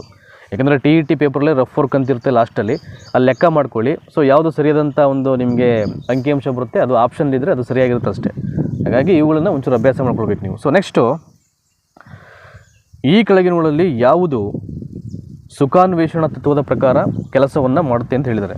ಸುಖಾನ್ವೇಷಣ ತತ್ವ ಅಹಂ, ಅತ್ಯಹಂ, ಜಾಗೃತಪೂರ್ವ ಮನಸ್ಸು ಅಂತಿದೆ. ಸೊ 71ಕ್ಕೆ ಸರಿಯಾದಂಥ ಆನ್ಸರ್ ಬಂದು ದಟ್ ಈಸ್ ಇದ್ದಂತಿದೆಯಲ್ಲ, ಇದು ಬಂದ್ಬಿಟ್ಟು ಸುಖಾನ್ವೇಷಣೆಯ ತತ್ವದ ಪ್ರಕಾರ ಕೆಲಸವನ್ನು ಮಾಡುತ್ತೆ. ಇದ್ರ ಬಗ್ಗೆ ಒಂದಷ್ಟು ಮಾಹಿತಿನ ನಿಮಗೆ ಕೊಡೋದಾದರೆ ನೋಡಿ, ಇಲ್ಲಿ ಸಿಗ್ಮಂಡ್ ಫ್ರಾಯ್ಡ್ ಅಂತಕ್ಕಂಥ ಒಬ್ಬ ಮನೋವಿಜ್ಞಾನಿ. ಈತ ವ್ಯಕ್ತಿತ್ವ ಸಂರಚನೆಯಲ್ಲಿ ಬರ್ತಕ್ಕಂಥ ಒಂದು ಸಂರಚನೆಯಲ್ಲಿರ್ತಕ್ಕಂಥ ಮೊದಲನೆಯದು ಬಂದು ಇದ್ದಂತ. ಸೊ ಇವೆಲ್ಲವನ್ನು ಇದ್ದು ಅಹಮ್ಮು ಅತ್ಯಾಹಮ್ಮು ಇವೆಲ್ಲ ಐ ಥಿಂಕ್ ಫಸ್ಟು ಪರಿಚಯ ಮಾಡಿಸಿದ್ದು ಸಿಗ್ಮಂಡ್ ಫ್ರಾಯ್ಡೆ ಅವರು. ಏನು ಹೇಳ್ತಾರೆ ಗೊತ್ತಾ, ಅದು ನವಜಾತ ಶಿಶುವಿನಲ್ಲಿ ಕಾಣಿಸಿಕೊಳ್ಳುವಂಥ ಇದು ಯಾವುದು ಇದ್ದಂತಕ್ಕಂಥದ್ದು ನವಜಾತ ಶಿಶುವಲ್ಲಿ ಕಾಣಿಸಿಕೊಳ್ಳುವುದು ಸಿಗ್ಮಂಡ್ ಫ್ರಾಯ್ಡ್ ಅವರ ಅಭಿಮತದಲ್ಲಿ ಸಹಜ ಪ್ರವೃತ್ತಿಯ ಒಂದು ಪ್ರೇರಕ ಶಕ್ತಿಗಳ ಜಲಾಶಯ. ಅಂದರೆ ಇದು ಸಹಜ ಪ್ರವೃತ್ತಿಗಳ ಹಾಗೂ ಸಾಮಾನ್ಯ ಪ್ರವೃತ್ತಿಗಳ ಒಂದು ಸಮೂಹವಾದಂಥ ಒಂದು ವಿಚಾರ ಅಂತ ಹೇಳ್ತಾರೆ ಅವರು. ಇದು ಪ್ರಜ್ಞಾರಹಿತವಾದದ್ದು, ನೀತಿ ಬಾಹಿರವಾದದ್ದು, ತರ್ಕ ವಿರುದ್ಧವಾದದ್ದು ಮತ್ತು ಅಸಂಯೋಜಿತವಾದದ್ದಾಗಿರ್ತದೆ. ಇದು ವ್ಯಕ್ತಿ ಸಹಜ ಪ್ರವೃತ್ತಿಯ ಸಾಮರ್ಥ್ಯಕ್ಕೆ ಉಗಮವಾಗಿದೆ. ಇದು ಸುಖಾನುಭವ ತತ್ವಕ್ಕೆ ಪ್ರಭಾವಕ್ಕೆ ಒಳಗಾಗಿರುವುದು ಅಂತ ಇಲ್ಲಿ ಹೇಳುವಂಥದ್ದು ಯಾರೋ ಸಿಗ್ಮಂಡ್ ಫ್ರಾಯ್ಡ್ ಈ ಇದ್ದಂತಕ್ಕಂಥ ಒಂದು ಸುಖಾನ್ವೇಷಣೆಯ ತತ್ವವನ್ನು. ಆಯಿತಾ. ಸೊ ನೆಕ್ಸ್ಟು 72ನೇ ನೋಡೋಣ ಈಗ. ಸೊ ಇಲ್ಲಿ ಏನಿದೆ ಅಂತ ಇಲ್ಲಿ 72 ಈ ಕೆಳಗಿನವುಗಳಲ್ಲಿ ಯಾವುದು ಮನೋಜನ್ಯ ಚಲನವಲನದ ಅತ್ಯಂತ ಉನ್ನತ ಮಟ್ಟದ ಸಾಧನೆ ಅಂತ. ಈ ಕೆಳಗಿನವುಗಳಲ್ಲಿ ಯಾವುದು ಮನೋಜನ್ಯ ಚಲನ ವಲಯದ ಅತ್ಯಂತ ಉನ್ನತ ಮಟ್ಟದ ಸಾಧನೆ ಅಂತ ಹೇಳಿದ್ದಾರೆ. ಸೊ ಒಂದು ಸ್ಫುಟತೆ, ಆರ್ಟಿಕ್ಯುಲೇಷನ್, ಮೌಲ್ಯಮಾಪನ, ಸ್ವಾಭಾವಿಕರಣ ಮತ್ತು ಅನುಕರಣೆ ಅಂತ ಇದೆ ಇಲ್ಲಿ. ಸೊ 72ನೇದಕ್ಕೆ ದಟ್ ಈಸ್ ಸ್ವಾಭಾವಿಕರಣ ಅಂತಿದೆಯಲ್ಲ, ಇದು ರೈಟ್ ಆನ್ಸರ್ ಆಗುತ್ತೆ. ಕೆಳಗಿನಗಳಲ್ಲಿ ಯಾವುದು ಮನೋಜನ್ಯ ಚಲನವಲನ. ಮನೋಜನ್ಯ ಅಂದರೆ ಒಂದು ಮನಸ್ಸಿಗೆ ಸಂಬಂಧಪಟ್ಟಂಥ ಒಂದು ಕಾನ್ಸೆಪ್ಟ್ ಟಾಪಿಕ್ ಇದೆ. ಚಲನವಲನಗಳು ಮನೋಜನ್ಯ ಅಂದರೆ ಮನಸ್ಸಿಗೆ ಸಂಬಂಧಪಟ್ಟಂಥ ಒಂದು ಪೂರಕವಾದಂಥ ಒಂದಷ್ಟು ಆ್ಯಕ್ಟಿವಿಟೀಸ್ ಅಂತ ಚಲನವಲನಗಳು ಅಂತಂದು. ಸೊ ಯಾವುದು ಅತ್ಯಂತ ಉನ್ನತ ಮಟ್ಟದ ಸಾಧನೆಪ್ಪ ಅಂದರೆ ಇಲ್ಲಿ ಸ್ವಾಭಾವಿಕರಣ ಅಂತಿದೆಯಲ್ಲ, ಅದು ಇದಕ್ಕೆ ಉನ್ನತ ಮಟ್ಟದ ಒಂದು ಸಾಧನೆ ಆಗುತ್ತೆ. ಇದೊಂದು ಅಂಶ. ನೆಕ್ಸ್ಟು 73ನೇ ಪ್ರಶ್ನೆ ನೋಡೋಣ ಈಗ. ಕೆಳಗಿನ ಯಾವ ಒಂದು ಜೊತೆಯ ಅಂಶಗಳನ್ನು ಒಂದೇ ನಾಣ್ಯದ ಎರಡು ಮುಖಗಳು ಅಂತ ಕರೆಯಲಾಗುತ್ತೆ. ನೋಡಿ, ಸೈಕಾಲಜಿಯಲ್ಲಿ ಇದೆ. ಈಗ ನಾವು ಇಷ್ಟೆಲ್ಲ ಹೇಳ್ತೀವಲ್ಲ, ಸಾಹಿತ್ಯ ಮತ್ತು ಇತಿಹಾಸವನ್ನು ಒಂದೇ ನಾಣ್ಯದ ಎರಡು ಮುಖ ಅಂತ ಹೇಳೋದುಂಟು. ಸೊ ಅದೇ ರೀತಿ ಇಲ್ಲೂ ಕೂಡ. ಸೊ ಸೈಕಾಲಜಿಯಲ್ಲಿ ಒಂದೇ ನಾಣ್ಯದ ಎರಡು ಮುಖ ಅಂತ ನಾವೇನು ಹೇಳ್ತೀವಿ ಇಲ್ಲಿ, ಯಾವ ಕಾನ್ಸೆಪ್ಟನ್ನು ಇಲ್ಲಿ ಮೊದಲನೇದು ಬಂದು ಆಸಕ್ತಿ ಮತ್ತು ಅವಧಾನ, ಆಸಕ್ತಿ ಮತ್ತು ಪರಿಪಕ್ವತೆ, ಪರಿಪಕ್ವತೆ ಮತ್ತು ಪ್ರೇರಣೆ, ಮನೋಭಾವ ಮತ್ತು ಪರಿಪಕ್ವತೆ ಅಂತ ಇದೆ. ಸೊ 73ನೇದಕ್ಕೆ ಆಸಕ್ತಿ ಮತ್ತು ಪರಿಪಕ್ವತೆ ಅಂತಿದೆಯಲ್ಲ ಇಲ್ಲಿ, ಐ ಥಿಂಕ್ ಇಟ್ ಈಸ್ ಒಂದೇ ನಾಣ್ಯದ ಎರಡು ಮುಖಗಳಾಗುತ್ತೆ ಇದು ಈ ಒಂದು ಪ್ರಶ್ನೆಗೆ. ನೋಡಿ, ಇದಕ್ಕೆ ಒಂದಷ್ಟು ಮಾಹಿತಿಯನ್ನು ನಿಮಗೆ ಹೇಳೋದಾದರೆ, ಆಸಕ್ತರು ವಸ್ತುಗಳು, ಸಂಗತಿಗಳು ಅಥವಾ ವ್ಯಕ್ತಿಗಳ ಬಗ್ಗೆ ಅನುಕೂಲಕರವಾದಂಥ ಮನೋಭಾವನೆಯನ್ನು ಏನು ಮಾಡ್ಬೋದು, ಅದನ್ನು ಹೇಳ್ಬೋದು ಅದನ್ನು. ಆಯಿತಾ. ಸೊ ಆಸಕ್ತಿ ಅಂತಕ್ಕಂಥದ್ದು ಒಂದು ಅಭಿರುಚಿ ಅದು. ಸೊ ಬಲವಾಗಿದೆ ನಮ್ಮನ್ನು ಒಬ್ಬ ವ್ಯಕ್ತಿ ಅಥವಾ ಒಂದು ಚಟುವಟಿಕೆಯಲ್ಲಿ ಭಾಗವಹಿಸುವುದು ಮತ್ತು ಆ ಚಟುವಟಿಕೆಯಲ್ಲಿ ಭಾಗವಹಿಸಿದ್ದರ ಪರಿಣಾಮ ಎರಡಕ್ಕೂ ಕಾರಣ ಆಗುತ್ತೆ. ಅವಧಾನ ಅಂತಕ್ಕಂಥದ್ದು ಪ್ರಜ್ಞಾನಪೂರ್ವಕವಾಗಿ ಆಯ್ದು ಚಟುವಟಿಕೆ ಯಾವುದರ ಮೂಲಕ ವ್ಯಕ್ತಿ ನಿರ್ದಿಷ್ಟ ಉದ್ದೀಪನ ಅಥವಾ ಉದ್ದೀಪನಗಳ ಪಟ್ಟಿಯನ್ನು ಗ್ರಹಿಸುತ್ತಾನೋ ಅದೇ ಅವಧಾನವಾಗುತ್ತೆ. ಅವಧಾನ ಅಂದರೆ ಇಟ್ಸ್ ನಥಿಂಗ್ ಬಟ್ ಅಟೆನ್ಷನ್ ಅಂತ. ಸೊ ಆಸಕ್ತಿ ಅಂದರೆ ಇಂಟ್ರೆಸ್ಟ್, ಗಮನ ಹರಿಸೋದು. ಅವಧಾನ ಅಂದರೆ ಅಟೆನ್ಷನ್, ಒಂದು ವಸ್ತುವಿನ ಕಡೆ ನಮ್ಮ ಮನಸ್ಸನ್ನು ಕೇಂದ್ರೀಕರಿಸೋದು ಅಂತ. ಆಯಿತಾ. ಸೊ ಎರಡೂ ಕೂಡ ವೆರಿ ಇಂಪಾರ್ಟೆಂಟ್ ಆಗುತ್ತೆ. ಸೊ ಆಸಕ್ತಿ ಮತ್ತು ಅವಧಾನ ಆ್ಯಕ್ಚುಲಿ ನನ್ನ ಪ್ರಕಾರ ಇದು ನೋಡೋದಾದರೆ ಸೊ ಆಸಕ್ತಿ ಮತ್ತು ಅವಧಾನ ಇದಕ್ಕೆ ಸರಿಯಾದಂಥ ಆನ್ಸರ್ ಆಗುತ್ತೆ. ಈ ಒಂದು ಎಕ್ಸ್ಪ್ಲನೇಷನ್ ನೋಡೋದಾದರೆ ಕೆಲವೊಂದು ವಿಚಾರಗಳನ್ನು. ಬಟ್ ಪರಿಪಕ್ವತೆ ಬೇರೆ, ಆಸಕ್ತಿ ಮತ್ತು ಅವಧಾನ ಇಟ್ಸ್ ಎ ವೆರಿ ಇಂಪಾರ್ಟೆಂಟ್ ಇಲ್ಲಿ. ಆಯಿತಾ. ಒಂದು ಇಂಟ್ರೆಸ್ಟು ಮತ್ತೊಂದು ಅಟೆನ್ಷನ್ ಅಂತ. ಹಾಗಾಗಿ ಇವೆರಡು ಭಾಳ ಮುಖ್ಯವಾದಂಥ ಅಂಶಗಳು 73ನೇದಕ್ಕೆ. ಸೊ ಆಪ್ಷನ್ ಒಂದೇ ಕರೆಕ್ಟ್ ಆನ್ಸರ್ ಅಂತ. ಇನ್ ಕೇಸ್ ಇದ್ರ ಬಗ್ಗೆ ನಿಮಗೆ ಕ್ಲಾರಿಟಿ ಇದ್ದರೆ ಒಂಚೂರು ಕಮೆಂಟಲ್ಲಿ ಮಾಡಿ, ನನಗೆ ಬೇಕಾದ್ರೆ ನಾನು ಬೇರೆ ಬೇರೆ ಬುಕ್ಕು ರೆಫರ್ ಮಾಡಿ ನಾನು ನಿಮ್ಗೆ ಹೇಳ್ತೀನಿ ಅಂದರೆ ನೆಕ್ಸ್ಟ್ ಸೆಷನ್ಸಲ್ಲಿ. ಆಯಿತಾ. So next we will go forward. 74ನೇ ಪ್ರಶ್ನೆ ಈಗ. ಕೆಳಗಿನ ಯಾವುದನ್ನು ಸಂಶೋಧಕನ ಕಣ್ಣು ಅಂತ ಕರೆಯುತ್ತಾರೆ ಅಂತ. ಇದು ಭಾಳ ಮುಖ್ಯವಾದ ಪ್ರಶ್ನೆ. ಯಾವುದೋ ಒಂದು 2 ಪತ್ರಿಕೆಗಳಲ್ಲಿ ಕೇಳಿರೋ ಅನಿಸುತ್ತೆ, ನನಗೆ ನೆನಪಿದೆ. ಈ ಕೆಳಗಿನ ಯಾವುದನ್ನು ಸಂಶೋಧಕನ ಕಣ್ಣು ಅಂತ ಕರೀತಾರೆ ಅಂತ. ಮೊದಲನೇದು ಬಂದು ಸಂಭವನೀಯ ಕಾರಣಗಳ ವಿಶ್ಲೇಷಣೆ, ನಿರ್ದಿಷ್ಟಗೊಳಿಸಿದ ಸಮಸ್ಯೆ, ಕಾರ್ಯಯೋಜನೆ, ಕ್ರಿಯಾ ಪ್ರಾಕಲ್ಪನೆ ಅಂತ ಇದೆ ಇಲ್ಲಿ. ಇದಕ್ಕೆ ಸಂಭವನೀಯ ಕಾರಣಗಳ ವಿಶ್ಲೇಷಣೆ, ನಿರ್ದಿಷ್ಟಗೊಳಿಸಿದಂಥ ಸಮಸ್ಯೆ, ಕಾರ್ಯಯೋಜನೆ, ಅದಾದಮೇಲೆ ಇಲ್ಲಿ ಕ್ರಿಯಾಕಲ್ಪನೆ. ಸೊ ಇಲ್ಲಿ ಕ್ರಿಯಾಕಲ್ಪನೆ ಅಂತ ಇದೆಯಲ್ಲ, ಕ್ರಿಯಾಕಲ್ಪನೆ ಅಂತಕ್ಕಂಥದ್ದು ಇದಕ್ಕೆ ರೈಟ್ ಆನ್ಸರ್ ಆಗುತ್ತೆ. ಇದಕ್ಕೆ ಸಂಬಂಧಪಟ್ಟಂಥ ವಿಶ್ಲೇಷಣೆ ನೋಡೋದಾದರೆ, ಕ್ರಿಯಾ ಸಂಶೋಧನಾ ಪ್ರಕ್ರಿಯೆಯಲ್ಲಿ ಸಂಶೋಧಕನು ಪ್ರಾಕಲ್ಪನೆಯನ್ನು ರಚಿಸಿಕೊಳ್ಳುವುದು ಪ್ರಮುಖ ಪಾತ್ರವನ್ನು ವಹಿಸುತ್ತೆ. ಸಂಶೋಧಕನು ಯಾವ ಪರಿಣಾಮಕಾರಿಯಾದ ಪ್ರಾಕಲ್ಪನೆಯನ್ನು ರಚಿಸಿಕೊಳ್ಳುತ್ತಾನೆಯೇ ಅಷ್ಟು ಪರಿಣಾಮಕಾರಿಯಾದ ಫಲಿತಾಂಶ ನಡೆಯುತ್ತದೆ. ಆದ್ದರಿಂದ ಕ್ರಿಯಾ ಪ್ರಾಕಲ್ಪನೆಯನ್ನು ಸಂಶೋಧಕನ ಕಣ್ಣು ಅಂತ ಇಲ್ಲಿ ಕರೆಯಲಾಗುತ್ತೆ. ಭಾಳ ಸಿಂಪಲ್ ಆಗಿದೆ ಇದು. ಆಯಿತಾ. So next 75. ಈ ಹಂತದ ಜ್ಞಾನಾತ್ಮಕ ಬೆಳವಣಿಗೆಯಲ್ಲಿ ತಾರ್ಕಿಕ ಚಿಂತನೆ ಅಂತಕ್ಕಂಥದ್ದು ಸಂಪೂರ್ಣವಾಗಿ ವಿಕಾಸಗೊಳ್ಳುತ್ತೆ. So we will see a 4 option. ಇದಂತೂ ಭಾಳ ಈಸಿ. ಜೀನ್ ಪಿಯಾಜೆ ಅವರು ಮಾಡಿರ್ತಕ್ಕಂಥ 4 ಹಂತಗಳು ಬರುತ್ತೆ ಅವ್ರದ್ದು. ಸಂವೇದನಗತಿ ಅಂತ, ಕಾರ್ಯಪೂರ್ವ ಅಂತ, ಮೂರ್ತ ಕಾರ್ಯಗಳ ಅಂತ ಮತ್ತು ಔಪಚಾರಿಕ ಕಾರ್ಯಗಳ ಹಂತ ಅಂತ ಬರುತ್ತೆ. ಸೊ ಲಾಸ್ಟ್ ಸ್ಟೇಜು ಔಪಚಾರಿಕ ಕಾರ್ಯಗಳ ಹಂತ. 11 ಇಯರ್ಸ್ ಆ್ಯಂಡ್ ಎಬವ್ ಬರುತ್ತೆ ಇದು. ಸೊ ತಾರ್ಕಿಕ ಚಿಂತನೆ ಅಂತಕ್ಕಂಥದ್ದು ಸಂಪೂರ್ಣವಾಗಿ ವಿಕಾಸಗೊಳ್ಳೋದು. ತರ್ಕಬದ್ಧ ಯೋಚನೆ ಮತ್ತು ತಾರ್ಕಿಕ ಚಿಂತನೆ ಭಾಳ ಈಸಿಯಾಗಿ ಗೆಸ್ ಮಾಡ್ಬೋದು ಇದನ್ನು. ದಟ್ ಈಸ್ ಆಪ್ಷನ್ ನಂಬರ್ 3 ಇದೆಯಲ್ಲ, ಇದು ಇಟ್ಸ್ ಎ ರೈಟ್ ಆನ್ಸರ್. ಇದಕ್ಕೆ option number 3 it's A right answer. ಔಪಚಾರಿಕ ಕಾರ್ಯಗಳ ಅಂತ ಆಗುತ್ತೆ ಇದು, ಆಯಿತಾ. ಸೊ ನೆಕ್ಸ್ಟು 76ನೇ ಪ್ರಶ್ನೆ ನೋಡೋಣ ಇಲ್ಲಿ. ಸೊ ಯಾವುದು ಅಂತ ಕ್ವಶನ್ ನಂಬರ್ 76ಗೆ ಸಂಬಂಧಪಟ್ಟಿದ್ದು. ಐ ಥಿಂಕ್ ಮಕ್ಕಳು ಚಲನಚಿತ್ರಗಳಲ್ಲಿ ಪ್ರದರ್ಶಿತವಾಗ್ತಕ್ಕಂಥ ಹಿಂಸಾತ್ಮಕ ವರ್ತನೆಯನ್ನು ನೋಡಿ ಕಲಿಯಬಹುದು ಎಂಬ ತೀರ್ಮಾನವನ್ನು ಯಾವ ಮನೋವಿಜ್ಞಾನಿಯು ಮಾಡಿರ್ತಕ್ಕಂಥ ಕೆಲಸದ ಆಧಾರದ ಮೇಲೆ ತೀರ್ಮಾನಿಸಬಹುದು ಅಂತ ಇದೆ. ನೋಡಿ, ಮಕ್ಕಳು ಈ ಸಿನಿಮಾ ನೋಡಬೇಕಾದ್ರೆ ಅಲ್ಲಿ ಕೆಲವೊಂದು ಹಿಂಸಾತ್ಮಕವಾದ ದೃಶ್ಯಗಳನ್ನು ಮತ್ತು ವರ್ತನೆಯನ್ನು ನೋಡಿ ಕಲಿತಾರೆ ಅವರು. ಈ ತೀರ್ಮಾನವನ್ನು ಯಾವ ಮನೋವಿಜ್ಞಾನಿಯು ಮಾಡಿರ್ತಕ್ಕಂಥ ಕೆಲಸದ ಆಧಾರದ ಮೇಲೆ ತೀರ್ಮಾನ ಮಾಡಬಹುದು ಅಂತ ಇದೆ ಇಲ್ಲಿ. ಸೊ ಆಪ್ಷನ್ 1 ಬಂದು Edward L Thorndike, J B Watson, Albert Bandura ಮತ್ತು ಜೀನ್ ಪಿಯಾಜೆ ಅಂತ 4 ಇಲ್ಲಿ.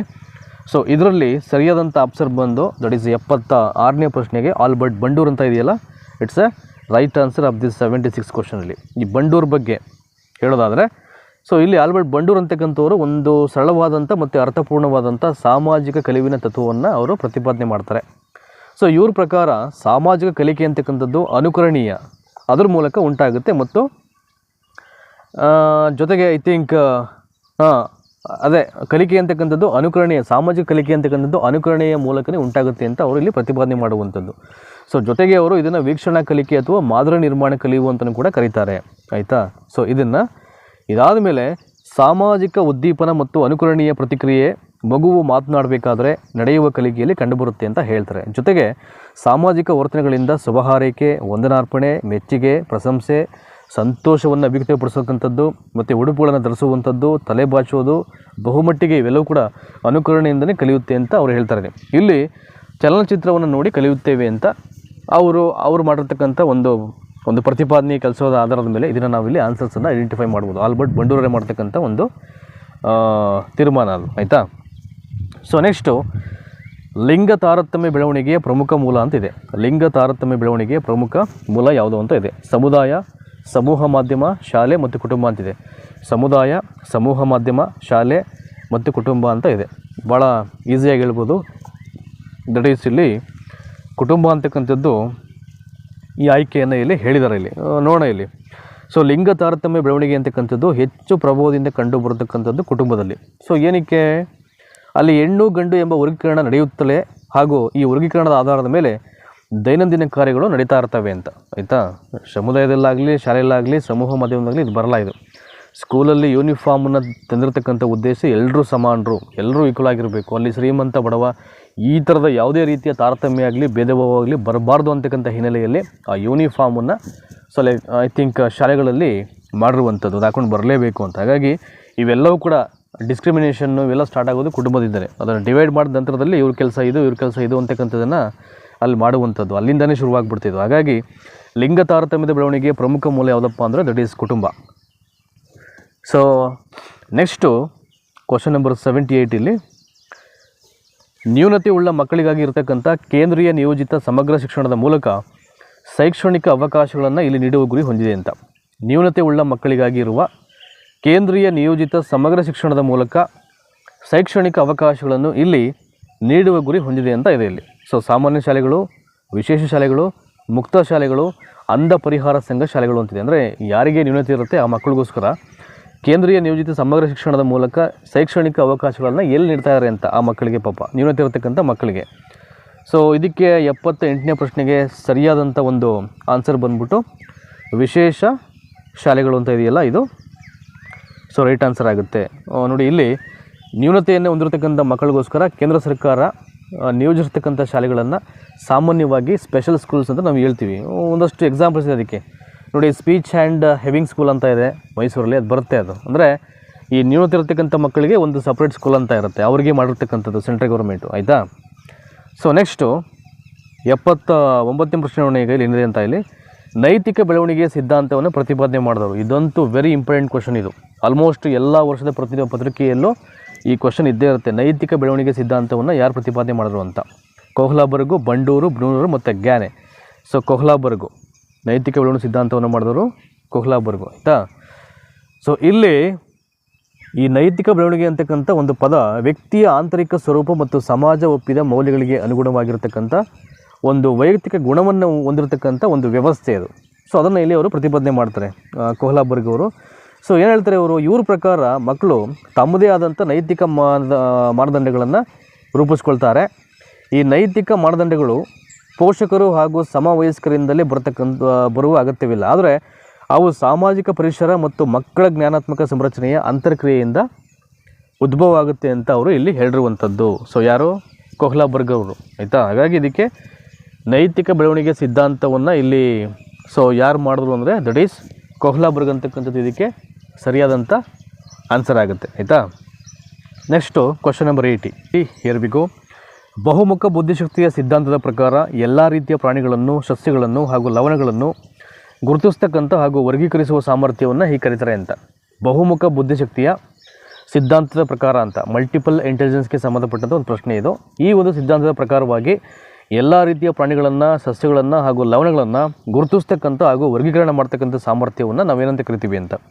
ಅಂತರ್ವ್ಯಕ್ತ ಬುದ್ಧಿಶಕ್ತಿ, ಶಾಬ್ದಿಕ ಭಾಷಾ ಬುದ್ಧಿಶಕ್ತಿ, ತಾರ್ಕಿಕ ಗಣಿತೀಯ ಬುದ್ಧಿಶಕ್ತಿ, ಸಹಜ ಬುದ್ಧಿಶಕ್ತಿ ಅಂತ ಇದೆ ಇಲ್ಲಿ. ಸೊ 80ಕ್ಕೆ ಸರಿಯಾದಂಥ ಆನ್ಸರ್ ಬಂದು ದಟ್ ಈಸ್ ಅಂತರ್ವ್ಯಕ್ತಿ ಬುದ್ಧಿಶಕ್ತಿ ಸರಿಯಾದಂಥ ಉತ್ತರ ಆಗುತ್ತೆ ಇಲ್ಲಿ. ಸೊ ಮಲ್ಟಿಪಲ್ ಇಂಟೆಲಿಜೆನ್ಸ್ಗೆ ಸಂಬಂಧಪಟ್ಟ ಹಾಗೆ ಇದಕ್ಕೆ ಸರಿಯಾದಂಥ ಉತ್ತರ ಆಗುತ್ತೆ, ದಟ್ ಈಸ್ ಅಂತರ್ವ್ಯಕ್ತ ಬುದ್ಧಿಶಕ್ತಿ. ಸೊ ನೆಕ್ಸ್ಟು ಕ್ವಶನ್ ನಂಬರ್ 81 ಇದೆಯಲ್ಲ, ಇಲ್ಲಿ 81ನಲ್ಲಿ ಡಿಸ್ಲೆಕ್ಸಿಯಾ ಇದಕ್ಕೆ ಸಂಬಂಧಪಟ್ಟ ಸಮಸ್ಯೆ ಆಗಿದೆ. ಓದುವುದು, ಮಾತನಾಡುವುದು ಮತ್ತು ಆಲಿಸುವುದು ಮತ್ತು ಕೇಳಿಸಿಕೊಳ್ಳುವುದು ಅಂತ ಇದೆ. ಭಾಳ ಈಸಿಯಾಗಿ ಹೇಳ್ಬಿಡ್ತಾರೆ ಇದನ್ನು. ಡಿಸ್ಲೆಕ್ಸಿಯಾ ಅಂದರೆ ಓದುವಿಕೆಗೆ ಸಂಬಂಧಪಟ್ಟಂಥ ಲಕ್ಷಣಗಳು. ಇವು ಒಂದು 2-3 ಕಾನ್ಸೆಪ್ಟ್ ಬರುತ್ತೆ. ಇದು ಡಿಸ್ಲೆಕ್ಸಿಯಾ ಇದೆ, ಡಿಸ್ಗ್ರಾಫಿಯಾ, ಡಿಸ್ಕ್ಯಾಲಿಕುಲಿಯಾ, ಆಯಿತಾ. ಸೊ ಡಿಸ್ಪಾನಿಯಾ, ಐ ಥಿಂಕ್ ಸಾಕಷ್ಟಿದೆ. ಅಂದರೆ ಓದ್ತಕ್ಕಂಥ ವಿಚಾರದಲ್ಲಿ ಅಸ್ವಸ್ಥತೆ ಏನಾದರೂ ಅದನ್ನು ಇಲ್ಲಿ ನಾವು ಡಿಸ್ಲೆಕ್ಸಿಯಾ ಅಂತ ಕರೆಯೋದುಂಟು ಇಲ್ಲಿ. ಸೊ ಇಲ್ಲಿ ಸಾಮಾನ್ಯ ಬುದ್ಧಿವಂತಿಕೆ ಹೊರತಾಗಿಯೂ ಓದುವ ತೊಂದರೆಗಳಿಂದ ಕೂಡಿದೆ. ವಿಭಿನ್ನ ಜನರಿಗೆ ವಿವಿಧ ಹಂತಗಳಲ್ಲಿ ಪರಿಣಾಮ ಬೀರುತ್ತೆ. ಅಂದರೆ ಈ ಪದಗಳಾಗಿರ್ಬೋದು, ಕಾಗುಣಿತ ಆಗಿರ್ಬೋದು, ಈ ಒಂದು ಪದಗಳನ್ನು ಹೇಳಬೇಕಾದ್ರೆ, ಓದಬೇಕಾದ್ರೆ ಅವರು ತೊಂದರೆಗಳನ್ನು ಪಡ್ತಾ ಇರ್ತಾರೆ ಅಂತ. ಸೊ ಆ ಒಂದು ಮಕ್ಕಳನ್ನ ಇಲ್ಲಿ ಅವರು ಡಿಸ್ಲೆಕ್ಸಿಯಾದಿಂದ ಬಳಲ್ತಾ ಇದ್ದಾರೆ ಅಂತ ನಾವು ಹೇಳುವಂಥದ್ದು. ಸೊ ಹಾಗಾಗಿ ಇದನ್ನು ಓದುವಿಕೆಗೆ ಸಂಬಂಧಪಟ್ಟಂಥ ಒಂದು ಕಾನ್ಸೆಪ್ಟ್ ಇದು. ನೆಕ್ಸ್ಟು 82ನೇ ಪ್ರಶ್ನೆ ನೋಡೋಣ ಈಗ. ಒಬ್ಬ ವಿದ್ಯಾರ್ಥಿಯು ತನ್ನ ಸಹಪಾಠಿಗಳೊಂದಿಗೆ ಒರಟಾಗಿ ವರ್ತಿಸುವನು ಹಾಗೂ ಶಾಲಾ ನಿಯಮಗಳಿಗೆ ಹೊಂದಿಕೊಳ್ಳುವುದಿಲ್ಲ. ಈ ವಿದ್ಯಾರ್ಥಿಗೆ ನೀಡಬೇಕಾದ ಅವಶ್ಯಕ ಸಹಾಯದ ವಲಯ ಅಂತ ಇದೆ. ಸೊ ಒಬ್ಬ ವಿದ್ಯಾರ್ಥಿ ಅಂತಕ್ಕಂಥವನು ಅವನ ಫ್ರೆಂಡ್ ಜೊತೆ ಒರಟಾಗಿ ಬಿಹೇವ್ ಮಾಡ್ತಾನೆ, ಮತ್ತು ಸ್ಕೂಲಲ್ಲಿ ಏನು ಒಂದು ರೂಲ್ಸ್ ರೆಗ್ಯುಲೇಷನ್ಸ್ ಇರುತ್ತೆ ಅದು ಯಾವುದನ್ನು ಫಾಲೋ ಅಪ್ ಮಾಡಲ್ಲ, ಅದು ಯಾವುದಕ್ಕೂ ಹೊಂದ್ಕೊಳ್ಳಲ್ಲ ಅವನು. ಸೊ ಅಂಥ ವಿದ್ಯಾರ್ಥಿಗೆ ಅವಶ್ಯ ಅಂದರೆ ಸಹಾಯ ಮಾಡ್ತಕ್ಕಂಥ ಒಂದು ಝೋನ್ ಯಾವುದು ಅಂತ, ವಲಯ ಅಂತ. ಸೊ ಹೇಗೆಲ್ಲ ಅವ್ರಿಗೆ ಹೆಲ್ಪ್ ಮಾಡೋದು ಅಂತ, ಒಂದು ಉನ್ನತ ಮಟ್ಟದ ಕೌಶಲ್ಯಗಳು, ಜ್ಞಾನಾತ್ಮಕ ವಲಯ, ಮನೋಜನ್ಯ ಕ್ರಿಯಾ ವಲಯ, ಭಾವನಾತ್ಮಕ ವಲಯ ಅಂತ ಇದೆ. ಸೊ 82 ಸರಿಯಾದಂಥ ಉತ್ತರ ದಟ್ ಈಸ್ ಭಾವನಾತ್ಮಕ ವಲಯ. ಅವನಿಗೇನು ಸಮಸ್ಯೆ ಆಗಿದೆ, ಏನೆಲ್ಲ ಪ್ರಾಬ್ಲಮ್ ಆಗಿದೆ, ಅವನ ಭಾವನೆಗಳು ಐ ಥಿಂಕ್ ಸರಿಯಾಗಿದೆಯೋ, ಸೊ ಅವನಿಗೇನೆಲ್ಲ I think so what are all the thinking going on his mind ಅಂತ, ಅವನಿಗೇನು ನಡೀತಾ ಇದೆ ಅವನ ಮೈಂಡಲ್ಲಿ, ಏನಾಗ್ತಾ ಇದೆ, ಇವೆಲ್ಲವನ್ನು ಕೂಲಂಕುಷವಾಗಿ ಈ ಒಂದು ಭಾವನಾತ್ಮಕ ವಲಯದಿಂದ ಅದನ್ನು ಪತ್ತೆ ಹಚ್ಚಿ ಅವನಿಗೆ ಬೇಕಾದಂಥ ಕೆಲವೊಂದು ಅವನಿಗೆ ಹೇಗೆಲ್ಲ ಸಹಾಯ ಮಾಡ್ಬೋದು ಅವುಗಳನ್ನು ಫೈಂಡ್ ಮಾಡಲಿಕ್ಕೆ ಅನುಕೂಲ ಆಗುತ್ತೆ ಅಂತಷ್ಟೇ ಇಲ್ಲಿ. ಸೊ ವಿದ್ಯಾರ್ಥಿಗಳು ಭಾವನಾತ್ಮಕ ವಲಯಕ್ಕೆ ಸಂಬಂಧಿಸಿದ ವಿಕಾಸಾತ್ಮಕ ಕಾರ್ಯಗಳು ಸೂಕ್ತವಾಗಿ ಕಾರ್ಯರೂಪಕ್ಕೆ ಬಂದಿರುವುದಿಲ್ಲ. ಸೊ ಆದ್ದರಿಂದ ಈ ಮೇಲ್ಕಂಡ ವಲಯದ ಅಗತ್ಯತೆ ಇದ್ದೇ ಇರುತ್ತೆ. ಹಾಗಾಗಿ ಈ ವಲಯದಿಂದ ಅವರಿಗೆ ಏನಾದರೂ ಸಹಾಯ ಮಾಡಲಿಕ್ಕೆ ಅನುಕೂಲ ಆಗುತ್ತೆ ಅಂತಷ್ಟೇ. ನೆಕ್ಸ್ಟು 83ನೇ ಪ್ರಶ್ನೆ ನೋಡೋಣ ಈಗ. ನೈಜವಾದ ನೈತಿಕ ಪ್ರಜ್ಞೆಯು ವ್ಯಕ್ತವಾಗುವ ಹಂತ ಅಂತಿದೆ. ನೈಜವಾದ ನೈತಿಕ ಪ್ರಜ್ಞೆಯು ವ್ಯಕ್ತವಾಗ್ತಕ್ಕಂಥ ಹಂತ ಯಾವುದು ಅಂತ. ತಾರುಣ್ಯಾವಸ್ಥೆ, ವಯಸ್ಕ, ಪೂರ್ವ ಬಾಲ್ಯಾವಸ್ಥೆ ಮತ್ತು ಉತ್ತರ ಬಾಲ್ಯಾವಸ್ಥೆ ಅಂತ ಇದೆ ಇಲ್ಲಿ. ತಾರುಣ್ಯ, ವಯಸ್ಕ, ಪೂರ್ವ ಬಾಲ್ಯಾವಸ್ಥೆ, ಉತ್ತರ ಬಾಲ್ಯಾವಸ್ಥೆ. ಸೊ ಇದಕ್ಕೆ ಬಂದುಬಿಟ್ಟು ಆಪ್ಷನ್ ಸೆಕೆಂಡು ದಟ್ ಈಸ್ ವಯಸ್ಕ ಅಂತಿದೆಯಲ್ಲ, ಇದು ರೈಟ್ ಆನ್ಸರ್ ಆಗುತ್ತೆ ಇಲ್ಲಿ, ಆಯಿತಾ. ಈ ವಯಸ್ಕದಲ್ಲೇ ನೈತಿಕ ಪ್ರಜ್ಞೆ ಅಂತಕ್ಕಂಥದ್ದು ಅದು ಪರಿಪೂರ್ಣವಾಗಿ ವ್ಯಕ್ತ ಆಗುತ್ತೆ ಪ್ರತಿಯೊಬ್ಬ ವ್ಯಕ್ತಿಯೂ ಕೂಡ. ಹಾಗಾಗಿ ವಯಸ್ಕತನ ಅಂತಕ್ಕಂಥದ್ದು ಇಟ್ಸ್ ಎ ರೈಟ್ ಆನ್ಸರ್ ಅದಕ್ಕೆ, ಆಯಿತಾ. ಇನ್ನು ಪೂರ್ವ ಬಾಲ್ಯಾವಸ್ಥೆ ಬಿಡಿಯೋದು ಐ ಥಿಂಕ್ ಆರಂಭದ ಅವಧಿಗಳು, ಉತ್ತರ ಬಾಲ್ಯಾವಸ್ಥೆನೂ ಅಷ್ಟೇ. ಇನ್ನು ತಾರುಣ್ಯಾವಸ್ಥೆ ಇದು ಅಡಲ್ಸೆನ್ಸ್ ಅಂತ ಕರೀತಾರೆ. ನಾನು ಆವಾಗಲೇ ಹೇಳಿದಾಗೆ ಈ ತಾರುಣ್ಯಾವಸ್ಥೆಯನ್ನು ಇದೊಂದು ಐ ಥಿಂಕ್ ಒಬ್ಬ ವ್ಯಕ್ತಿ ತನ್ನನ್ನು ತಾನು ಒಳ್ಳೆಯ ರೀತಿಯಲ್ಲೂ ಬದಲು ಮಾಡ್ಕೊಳ್ತಕ್ಕಂಥ ಒಂದು ಒಳ್ಳೆಯ ಟೈಮು. ಅವನು ಕೆಟ್ಟ ರೀತಿಯಲ್ಲೂ ಚೇಂಜ್ ಆಗ್ತಕ್ಕಂಥ ಟೈಮ್ ಇರುತ್ತೆ. ಬಟ್ ಯಾವುದನ್ನು ಆಯ್ಕೆ ಮಾಡ್ಕೋತಾನೆ ಅಡಲ್ಸೆನ್ಸಲ್ಲಿ, ಅದ್ರ ಮೇಲೆ ಅವ್ನ ಲೈಫ್ ಬಿಲ್ಡ್ ಆಗುತ್ತೆ ಅಲ್ಲಿ. ಹಾಗಾಗಿ ಅಡಲ್ಸೆನ್ಸ್ ಅನ್ನೋದು it's A very important concept, topic ಅದು, ಅಥವಾ ಒಂದು ವೆರಿ ಇಂಪಾರ್ಟೆಂಟ್ ಏಜ್ ಅದು. ಸೊ ಪ್ರತಿಯೊಬ್ಬ ವ್ಯಕ್ತಿ ಅಥವಾ ಒಂದು ಮಗು ಮಕ್ಕಳಾಗಿರ್ಬೋದು, ಆ ಒಂದು ಏಜಿನ ಒಂದು ಮಕ್ಕಳಾಗಿರ್ಬೋದು, ಅವ್ರನ್ನ ಅವರು ಥಿಂಕ್ ಒಳ್ಳೆಯ ರೀತಿಯಲ್ಲಿ ನಡೆಸ್ಕೊಂಡು ಹೋಗಲಿಕ್ಕೆ, ಆಯಿತಾ. ಸೊ 83ನೇದಕ್ಕೆ ವಯಸ್ಕ ಇಲ್ಲಿ ಸರಿಯಾದಂಥ ಆನ್ಸರ್ ಆಗುತ್ತೆ. ಇನ್ನು 84ನೇ ಪ್ರಶ್ನೆ ನೋಡೋಣ ಇಲ್ಲಿ ಏನಿದೆ ಅಂತ. ಇಲ್ಲಿ ಈ ಹೇಳಿಕೆ ಗಂಡಸರು ಹೆಂಗಸರಿಗಿಂತ ಹೆಚ್ಚು ಬುದ್ಧಿವಂತರು ಅಂತ ಇದೆ ಇಲ್ಲಿ. ಸೊ ಏನಕ್ಕೆ ಇದು ನಿಜ, ಸುಳ್ಳು, ಲಿಂಗ ತಾರತಮ್ಯವನ್ನು ತೋರಿಸುತ್ತೆ ಮತ್ತು ಕೆಲವು ಜನಾಂಗಗಳಲ್ಲಿ ಸತ್ಯ ಅಂತ. ನೋಡಿ, ಈ ಥರ ಯಾವ್ದಾದ್ರು ಒಂದು ಸ್ಟೇಟ್ಮೆಂಟ್ ಕೊಡ್ತಾರೆ, ಒಂದು ಹೇಳಿಕೆ ಕೊಟ್ಬಿಟ್ಟು ನಿಮ್ಗೆ ಅದ್ರ ಬಗ್ಗೆ ಅರ್ಥನೇ ಆಗ್ಬಿಡೋದು, ಆ ಥರ ಕನ್ಫ್ಯೂಸ್ ಮಾಡಾಕ್ಬಿಡ್ತಾರೆ ಇಲ್ಲಿ. ನೋಡಿ, ಅಷ್ಟೇ ಏನು ಕೊಟ್ಟಿದ್ದಾರೆ ಇಲ್ಲಿ 84ನೇದರಲ್ಲಿ, ಈ ಹೇಳಿಕೆ ಗಂಡಸರು ಹೆಂಗಸರಿಗಿಂತ ಹೆಚ್ಚು ಬುದ್ಧಿವಂತರು ಅಂತ ಕೊಟ್ಬಿಟ್ಟಿದ್ದಾರೆ. ಮುಂದಕ್ಕೆ ಏನೂ ಕೊಟ್ಟಿಲ್ಲ. ಇನ್ನು ಅದಕ್ಕೆ ಸಂಬಂಧಪಟ್ಟಂತೆ 4 ಆಪ್ಷನ್ ಇದೆ, ನೀವು ಗೆಸ್ ಮಾಡಬೇಕು ಯಾವುದು ಅಂತ.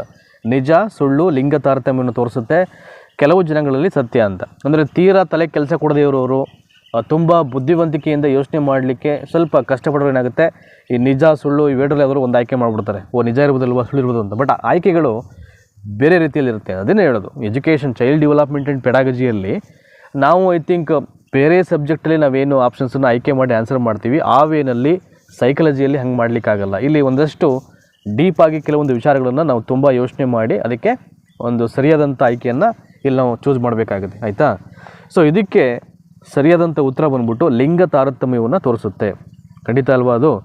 ಗಂಡಸರು ಹೆಂಗಸರಿಗಿಂತ ಹೆಚ್ಚು ಬುದ್ಧಿವಂತರು ಅಂದರೆ ಅಲ್ಲಿ ಲಿಂಗ ತಾರತಮ್ಯ ಮಾಡ್ತಾಯಿದ್ದಾರೆ ಅಂತ ಅಷ್ಟೇ ಸಿಂಪಲಾಗಿ ಹೇಳಬೇಕಾದ್ರೆ ನಿಮಗೆ. ಸೊ ಗಂಡಸರು ಹೆಂಗಸರಿಗಿಂತ ಹೆಚ್ಚು ಬುದ್ಧಿವಂತರು ಎಂದು ಸಂಪೂರ್ಣವಾಗಿ ಹೇಳಲಿಕ್ಕೆ ಸಾಧ್ಯನೇ ಇಲ್ಲ ಅಲ್ಲಿ, ಆಯಿತಾ.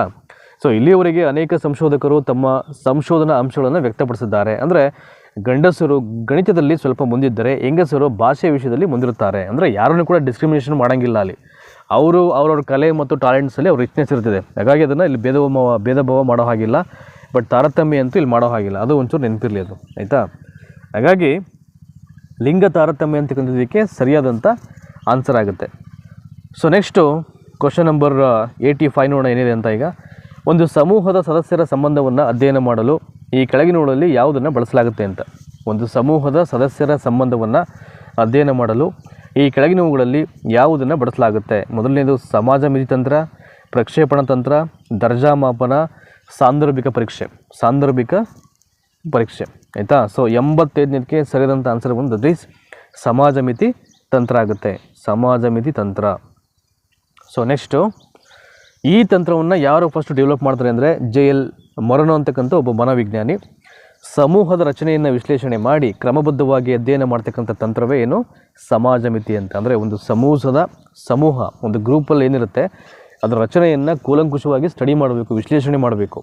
ಆ ವಿಶ್ಲೇಷಣೆ ಮಾಡಿದ ನಂತರದಲ್ಲಿ ಅದನ್ನು ಸಿಸ್ಟಮ್ಯಾಟಿಕ್ ಆಗಿ ಅಧ್ಯಯನ ಮಾಡ್ತಕ್ಕಂಥ ಒಂದು ಟೆಕ್ನಿಕ್ ಏನಿದೆ ಅದನ್ನು ಇಲ್ಲಿ ಅವರು ಸಮಾಜ ಮಿತಿ ಅಂತ ಹೇಳ್ತಾರೆ, JL ಮೊರನೋ ಅಂತಕ್ಕಂಥವ್ರು. ಇದು ಒಂದು ತಂತ್ರ ಅದು. ಸೊ ತರಗತಿಯ ರಚನೆಯನ್ನು ಅಧ್ಯಯನ ಮಾಡಲಿಕ್ಕೆ ಈ ಒಂದು ತಂತ್ರವನ್ನು ಉಪಯೋಗಿಸ್ತಾರೆ. ನೆಕ್ಸ್ಟು ಕ್ವಶನ್ ನಂಬರ್ 86, ಅನಿಮಿಸಮ್ ಲಕ್ಷಣವು ಈ ಹಂತದ ಜ್ಞಾನಾತ್ಮಕ ಬೆಳವಣಿಗೆಯ ಮುಖ್ಯ ಲಕ್ಷಣ ಅಂತಿದೆ. ಅನಿಮಿಸಮ್ ಲಕ್ಷಣವು ಈ ಹಂತದ ಜ್ಞಾನಾತ್ಮಕ ಬೆಳವಣಿಗೆಯ ಮುಖ್ಯ ಲಕ್ಷಣ ಅಂತಿದೆ. ಸೊ ಸಂವೇದನಗತಿ ಅಂತ, ಕಾರ್ಯಪೂರ್ವ ಅಂತ, ಮೂರ್ತಕಾಯಗಳ ಅಂತ, ಔಪಚಾರಿಕ ಕಾರ್ಯಗಳ ಅಂತ. ನೋಡಿ, ಜೀನ್ ಪಿಯಾಜೆ ಅವರು ಮಾಡಿರ್ತಕ್ಕಂಥ ಒಂದು ಈ ವಿಕಾಸದ ಹಂತಗಳಿಗೆ ಸಂಬಂಧಪಟ್ಟ ಹಾಗೆ ಇದು ಕೇಳಿರ್ತಕ್ಕಂಥ 3ನೇ ಪ್ರಶ್ನೆ ಇದು ಒಂದೇ ಪತ್ರಿಕೆಯಲ್ಲಿ. ಅಂದರೆ ನೋಡಿ, ಅವರ ಹಂತಗಳಲ್ಲಿ ಹಲವಾರು ವಿಚಾರಗಳು ಬರುತ್ತೆ.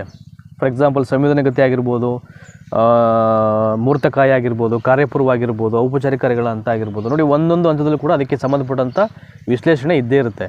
ಸೊ ಅವುಗಳನ್ನು ಕ್ರೋಢೀಕರಿಸಿ ಯಾವ ರೂಪದಲ್ಲಾದರೂ ಹೇಗೆ ಬೇಕಾದರೂ ಕ್ವಶನ್ ಕೇಳ್ಬೋದು. ನೋಡಿ, ಅನಿಮಿಸಮ್ ಅಂತ ಒಂದು ಕಾನ್ಸೆಪ್ಟ್ ಇದೆ. ಸೊ ಆ ಒಂದು ಹಂತಗಳ ಒಳಗಡೆ ಬರುತ್ತೆ ಇದು ಅನಿಮಿಸಮ್. ಬಟ್ ಯಾವ ಸ್ಟೇಜಲ್ಲಿ ಬರುತ್ತೆ ಅಂತ ನಾವು ಇದನ್ನು ಚೂಸ್ ಮಾಡಬೇಕು. ಯಾವ ಸ್ಟೇಜಲ್ಲಿ ಬರುತ್ತೆ ಅಂತ ನಮಗೆ ಗೊತ್ತಾಗಬೇಕು ಅಂದರೆ ಅಷ್ಟು ಹಂತಗಳ ಬಗ್ಗೆ ನಾವು ಪೂರ್ಣ ಪ್ರಮಾಣದಲ್ಲಿ ನಮಗೆ ಮಾಹಿತಿ ಇರಬೇಕು. ಹಾಗಿದ್ದರೆ ಮಾತ್ರ ಆ್ಯಂಡ್ ಈಸಿಯಾಗಿ ನೀವು ಅದನ್ನು ಫೈಂಡ್ ಮಾಡಲಿಕ್ಕೆ ಅನುಕೂಲ ಆಗುತ್ತೆ. 86ನೇ ಪ್ರಶ್ನೆಗೆ ಈ ಒಂದು ಅನಿಮಿಸಮ್ ಅಂತ ಲಕ್ಷಣ ಎಲ್ಲಿ ಕಂಡು ಬರುತ್ತೆ ಅಂದರೆ ಔಪಚಾರಿಕ ಕಾರ್ಯಗಳ ಹಂತ. ನೋಡಿ, ಕೊನೆಯ ಹಂತ ಬರುತ್ತದೆ ಅವ್ರದ್ದು 11 years ಆ್ಯಂಡ್ ಎಬೋ.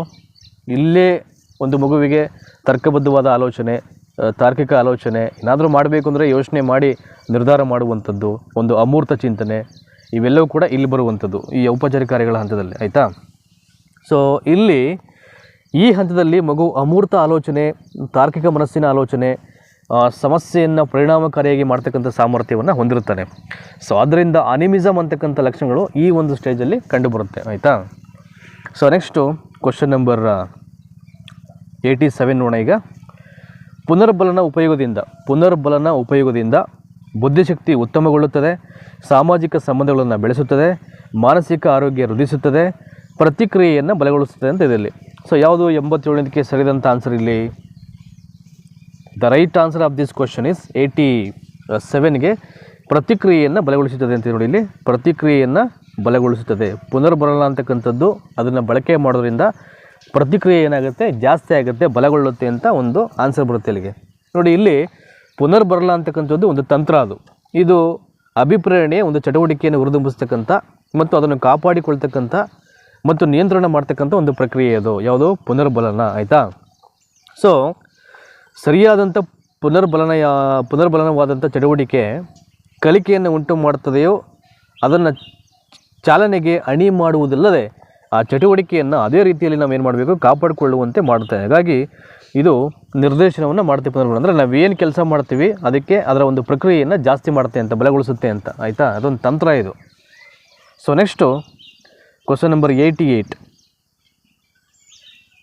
ವಿಸ್ಮೃತಿಗೆ ಇದು ಒಂದು ಪ್ರಮುಖ ಕಾರಣವಾಗಿದೆ. ವಿಸ್ಮೃತಿ ಅಂದರೆ ಇಸ್ ನಥಿಂಗ್ ಬಟ್ ಮರೆಯುವು ಅಂತ. ಮರೆಯೋದನ್ನು ನಾವು ವಿಸ್ಮೃತಿ ಅಂತ ಕರೆಯೋದು. ಸ್ಮೃತಿ ಅಂದರೆ ನೆನಪು ಮಾಡಿಕೊಡೋದು.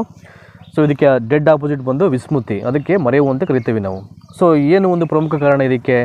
ಭಯ ಮತ್ತು ಆತಂಕದಿಂದ ಆಗುತ್ತಕ್ಕಂಥ ಭಾವನಾತ್ಮಕ ತಡೆ, ಧನಾತ್ಮಕ ವರ್ಗಾವಣೆ, ಮನರಂಜನೆಯ ಕೊರತೆ, ಸಹಪಾಠಿಗಳ ನಡುವೆ ಸ್ಪರ್ಧೆ ಅಂತಿದೆ. ಭಾಳ ಸಿಂಪಲಾಗಿ ಗೆಸ್ ಮಾಡ್ಬೋದು. ಭಯ ಮತ್ತು ಆತಂಕದಿಂದ ಆಗ್ತಕ್ಕಂಥ ಭಾವನಾತ್ಮಕ ತಡೆ ಇದಕ್ಕೆ ಸರಿಯಾದಂಥ ಆನ್ಸರ್ ಆಗುತ್ತೆ. ಅಂದರೆ ಮರೆವಿಗೆ ಯಾವುದಾದ್ರು ಒಂದು ವಿಚಾರವನ್ನು ನಾವು ಮರಿತಾ ಇದ್ದೀವಿ ಅಂದರೆ ಈ ಭಯ ಮತ್ತು ಆತಂಕದಿಂದ ಆಗ್ತಕ್ಕಂಥ ಒಂದು ಭಾವನಾತ್ಮಕವಾದ ತಡೆ. ಆ ಒಂದು ಕನ್ಫ್ಯೂಸಿಂಗ್ ಸ್ಟೇಟಲ್ಲಿ, ಆ ಒಂದು ಭಯದಲ್ಲಿ ನಮಗೆ ಗೊತ್ತಿಲ್ಲದೆ ಕೆಲವೊಂದು ವಿಷಯಗಳನ್ನು ಮರ್ತು ಹೋಗ್ತಕ್ಕಂಥ ಚಾನ್ಸಸ್ಸು ಸೊ ಇದ್ದೇ ಇರುತ್ತೆ. ವಿಸ್ಮೃತಿಗೆ ಇನ್ನೊಂದು ಹೆಸರು ಮರೆವು ಅಂತ. ಇದು ಮನುಷ್ಯನಲ್ಲಿ ನಡೆತಕ್ಕಂಥ ಒಂದು ಸ್ವಾಭಾವಿಕ ಮಾನಸಿಕ ಪ್ರಕ್ರಿಯೆ ಆಗಿರುತ್ತೆ. ಸೊ ಆದರೆ ಇದು ವ್ಯಕ್ತಿಯಿಂದ ವ್ಯಕ್ತಿಗೆ ಭಿನ್ನವಾಗಿರುತ್ತೆ ಮತ್ತು ವಿಸ್ಮೃತಿಗೆ ಅನೇಕ ಕಾರಣ ಇರುತ್ತೆ. ಅವುಗಳಲ್ಲಿ ಭಯ ಮತ್ತು ಆತಂಕದಿಂದ ಆಗ್ತಕ್ಕಂಥ ಪರಿಣಾಮವು ಒಂದು ಕಾರಣ. ಸೊ ಲಾಸ್ಟ್ ಆಫ್ ರೀಸನ್ಸ್ ಬರುತ್ತೆ. ಅದರಲ್ಲಿ ಭಾಳ ಒಂದು ಕಾರಣ ಯಾವುದಪ್ಪ ಅಂದರೆ ಈ ಒಂದು ಪ್ರಶ್ನೆಗೆ ಪೂರಕವಾಗಿರೋದು ಭಯ ಮತ್ತು ಆತಂಕದಿಂದ ಆಗ್ತಕ್ಕಂಥ ಭಾವನಾತ್ಮಕ ತಡೆಯಾಗುತ್ತೆ. Next question number 89. ಒಂದು ಮಗು 110 ಎಂಬ ಸಂಖ್ಯೆಯನ್ನು ನೋಡಿ, ಇಲ್ಲಿ ಎಷ್ಟು 10,010 ಅಂತ ಅದೇನೋ ತಪ್ಪಾಗಿ ಬರ್ಕೊಳ್ಳುತ್ತೆ ಎಂದು ಬರೆಯುವುದು. ಈ ದೌರ್ಬಲ್ಯವನ್ನು ಹೀಗೆನ್ನುತ್ತಾರೆ. ನೋಡಿ, ಅಂಕಿಗೆ ಸಂಬಂಧಪಟ್ಟಂಥ ಒಂದು ಸಮಸ್ಯೆ ಇದು. ಸೊ ಏನಂತಾರೆ ಇದಕ್ಕೆ? ಡಿಸ್ಗ್ರಾಫಿ ಅಂತ ಕರೀತಾರೆ. ಡಿಸ್ಗ್ರಾಫಿಯಾ. ಸೊ ಇದು ದುರ್ಬಲ ಕೈ ಬರಹಕ್ಕೆ ಸಂಬಂಧಪಟ್ಟಿದ್ದು. ಅಂದರೆ ಬರೆಯಲು ಅಗತ್ಯವಿರತಕ್ಕಂಥ ಸ್ನಾಯುಗಳ ಚಲನೆಯಿಂದ ಉಂಟಾಗ್ತದೆ. ಅಂದರೆ ಅದು ಬರೆಯೋಕ್ಕಾಗ್ತಾಯಿಲ್ಲ ಅಂತ ಮಗುವೆ. ಸೊ ಏನು ಬರೀಬೇಕು ಅದನ್ನು ಬರೆಯದೇನೆ ಬೇರೆ ಇನ್ನೇನು ಸಮಸ್ಯೆ ಅಂದರೆ ಸ್ನಾಯುಗಳ ಸಮಸ್ಯೆ. ಹಾಗಾಗಿ ಇದನ್ನು ನಾವು ಡಿಸ್ಗ್ರಾಫಿಯಾ ಅಂತ ಇಲ್ಲಿ ಕರೆಯುವಂಥದ್ದು. ಆಯಿತಾ? ಇನ್ನು ಡಿಸ್ಕ್ಯಾಲ್ಕುಲಿ ಅಂದರೆ ಅದು ಅಂಕಗಣಿತಕ್ಕೆ ಸಂಬಂಧಪಟ್ಟಂಥ ಒಂದು ಕಾನ್ಸೆಪ್ಟ್ ಅದು. ಇನ್ನು ಡಿಸ್ಲೆಕ್ಸಿಯಾ ಅಂದರೆ ಓದುವಿಕೆಗೆ ಸಂಬಂಧಪಟ್ಟಂಥ ಒಂದು ಸಮಸ್ಯೆ ಅದು. ನಾನು ಆವಾಗಲೇ ಹೇಳಿದ್ನಲ್ಲ ನೋಡಿ, ಇದು ಒಂದೇ ಪ್ರಶ್ನೆ ಪತ್ರಿಕೆಯಲ್ಲಿ ರಿಪೀಟ್ ಆಗಿರ್ತಕ್ಕಂಥ 2ನೇ ಕ್ವಶನ್ ಇದು. ಆ ಒಂದು ನ್ಯೂನತೆಗೆ ಸಂಬಂಧಪಟ್ಟಂತೆ, ಅಂದರೆ ಮಕ್ಕಳ ಕಲಿಕೆಯ ನ್ಯೂನತೆಗೆ ಸಂಬಂಧಪಟ್ಟಂಥ 2ನೇ ರಿಪಿಟೇಷನ್ ಕ್ವಶನ್. ಹಾಗಾಗಿ ಅದಕ್ಕೆ ಹೇಳೋದು ನಾನು ಎಲ್ಲ ಕಾನ್ಸೆಪ್ಟನ್ನು ಸರಿಯಾಗಿ ಓದ್ಕೊಳ್ಬೇಕು. ನಾನು ಸಾಧ್ಯ ಆದರೆ ಮುಂದಿನ ವಿಡಿಯೋ ಸೆಷನ್ಗಳಲ್ಲಿ ಕೆಲವೊಂದು ಪ್ರಮುಖವಾದ ಪ್ರಶ್ನೆ ಅಂತ ಏನಿರುತ್ತೆ ಅವುಗಳನ್ನು ಮಾತ್ರ ಒಂದು PDF ಫಾರ್ಮ್ಯಾಟಲ್ಲಿ ಪ್ರಿಪೇರ್ ಮಾಡಿಕೊಂಡು ನಿಮಗೆ ಒಂದಷ್ಟು ವಿಶ್ಲೇಷಣೆಯನ್ನು ಮಾಡ್ತಕ್ಕಂಥ ಪ್ರಯತ್ನ ಮಾಡೇ ಮಾಡ್ತೀನಿ. ಹಾಗಾಗಿ ಸೊ ರೆಗ್ಯುಲರ್ ಆಗಿ ನಮ್ಮ ಚಾನಲ್ನ ವಿಡಿಯೋಗಳನ್ನು ನೀವು ವಾಚ್ ಮಾಡ್ತಿರಬೇಕಷ್ಟೇ. That is very important. Next ಈ ಒಂದು ವಿಡಿಯೋ ಸೆಷನ್ನ ಕೊನೆಯ ಪ್ರಶ್ನೆ ಇದು. ಚೈಲ್ಡ್ ಡೆವಲಪ್ಮೆಂಟ್ ಮತ್ತು ಪೆಡಗಾಜಿಗೆ ಸಂಬಂಧಪಟ್ಟ ಹಾಗೆ ಆಶ್ರಿತ ನ್ಯೂನತೆ ಇರತಕ್ಕಂಥ ಮಕ್ಕಳನ್ನು ನಿರಂತರವಾಗಿ ಮೇಲ್ವಿಚಾರಣೆ ಮಾಡುವವರು. ಆಶ್ರಿತ ನ್ಯೂನತೆ ಇರುವ ಮಕ್ಕಳನ್ನು ನಿರಂತರವಾಗಿ ಮೇಲ್ವಿಚಾರಣೆ ಮಾಡುವವರು ಯಾರು ಅಂತ ಕೇಳಿದರೆ ಮನೋವೈದ್ಯರು, ಶಿಕ್ಷಕರು, ಸ್ನೇಹಿತರು ಮತ್ತು ಪೋಷಕರು ಅಂತ ಇದೆ. ಸೊ ಇದಕ್ಕೆ 100% ದಟ್ ಈಸ್ ಪೋಷಕರು. ಆಯಿತಾ? ಜ್ಞಾನಾತ್ಮಕವಾಗಿ ಈ ಮಕ್ಕಳು ಮೂರ್ಖರು ಅಥವಾ ಆಶ್ರಿತರ ಗುಂಪಿಗೆ ಸೇರುತ್ತಾರೆ. ಇವರ ಬುದ್ಧಿಶಕ್ತಿ ಸೂಚ್ಯಾಂಕ 20ರಿಂದ 25 ಇದ್ದೇ ಇರುತ್ತೆ. ಸೊ ಇವರು ಮಾನಸಿಕ ನ್ಯೂನತೆಯನ್ನು ಹೊಂದಿರತಕ್ಕಂಥ ಅತಿ ಹೆಚ್ಚಿನ ಮಾನಸಿಕ ನ್ಯೂನತೆಯನ್ನು ಹೊಂದಿರತಕ್ಕಂಥ ಮಕ್ಕಳಾಗಿರ್ತಾರೆ ಅವರು. ಸೊ ಇವರು ಅಪಾಯಗಳಿಂದ ತಮ್ಮನ್ನು ತಾವು ರಕ್ಷಿಸಿಕೊಳ್ಳಲು ಸಾಧ್ಯವಾಗದೇ ಇರತಕ್ಕಂಥ ಮಕ್ಕಳು. ನಿರಂತರ ಮೇಲ್ವಿಚಾರಣೆ ಮಾಡುವ ಅಗತ್ಯವಿರುತ್ತದೆ. ಸೊ ಇವರನ್ನು ತರಬೇತಿ ನೀಡಲಾಗದವರು ಎಂದು ಪರಿಗಣಿಸಲಾಗಿದೆ. ಕಾರಣ ಯಾವುದೇ ರೀತಿಯ ಶಿಕ್ಷಣ ಅಥವಾ ತರಬೇತಿ ಪಡೆಯರಾದರೂ ಮತ್ತು ಯಾವುದೇ ಉಪಯುಕ್ತ ಕಾರ್ಯನಿರ್ವಹಿಸಲಾರರು. ಇವರು ಯಾವಾಗಲೂ ಪೋಷಕರು ಅಥವಾ ಇತರೆ ಹಿರಿಯರ ಆಶ್ರಯದಲ್ಲಿರುವವರು. ಇವರ ಆಹಾರ, ಬಟ್ಟೆ ಹಾಗೂ ಇತರೆ ಅಗತ್ಯಗಳನ್ನು ಬೇರೆಯವರು ಪೂರೈಸಬೇಕಾಗುತ್ತದೆ ಅಂತ ಇದೆ. ಬಟ್ ಕೆಲವೊಂದು ತರಬೇತಿಯನ್ನು ಕೊಟ್ಟರು ಸರಿ ಹೊಂದಕ್ಕಾಗದಿರತಕ್ಕಂಥ ಒಂದು ಸಮಸ್ಯೆ ಇದು, ಆಶ್ರಿತ ನ್ಯೂನತೆ ಒಂದು ಕಾನ್ಸೆಪ್ಟ್ ಬಂದರೆ. ಬಟ್ ಈ ಮಕ್ಕಳನ್ನ ಜಾಸ್ತಿ ಯಾರು ಮೇಲ್ವಿಚಾರಣೆ ಮಾಡ್ತಾರೆ ಅಂದರೆ ಪೋಷಕರು ಮೇಲ್ವಿಚಾರಣೆಯನ್ನು ಮಾಡುವಂಥದ್ದು.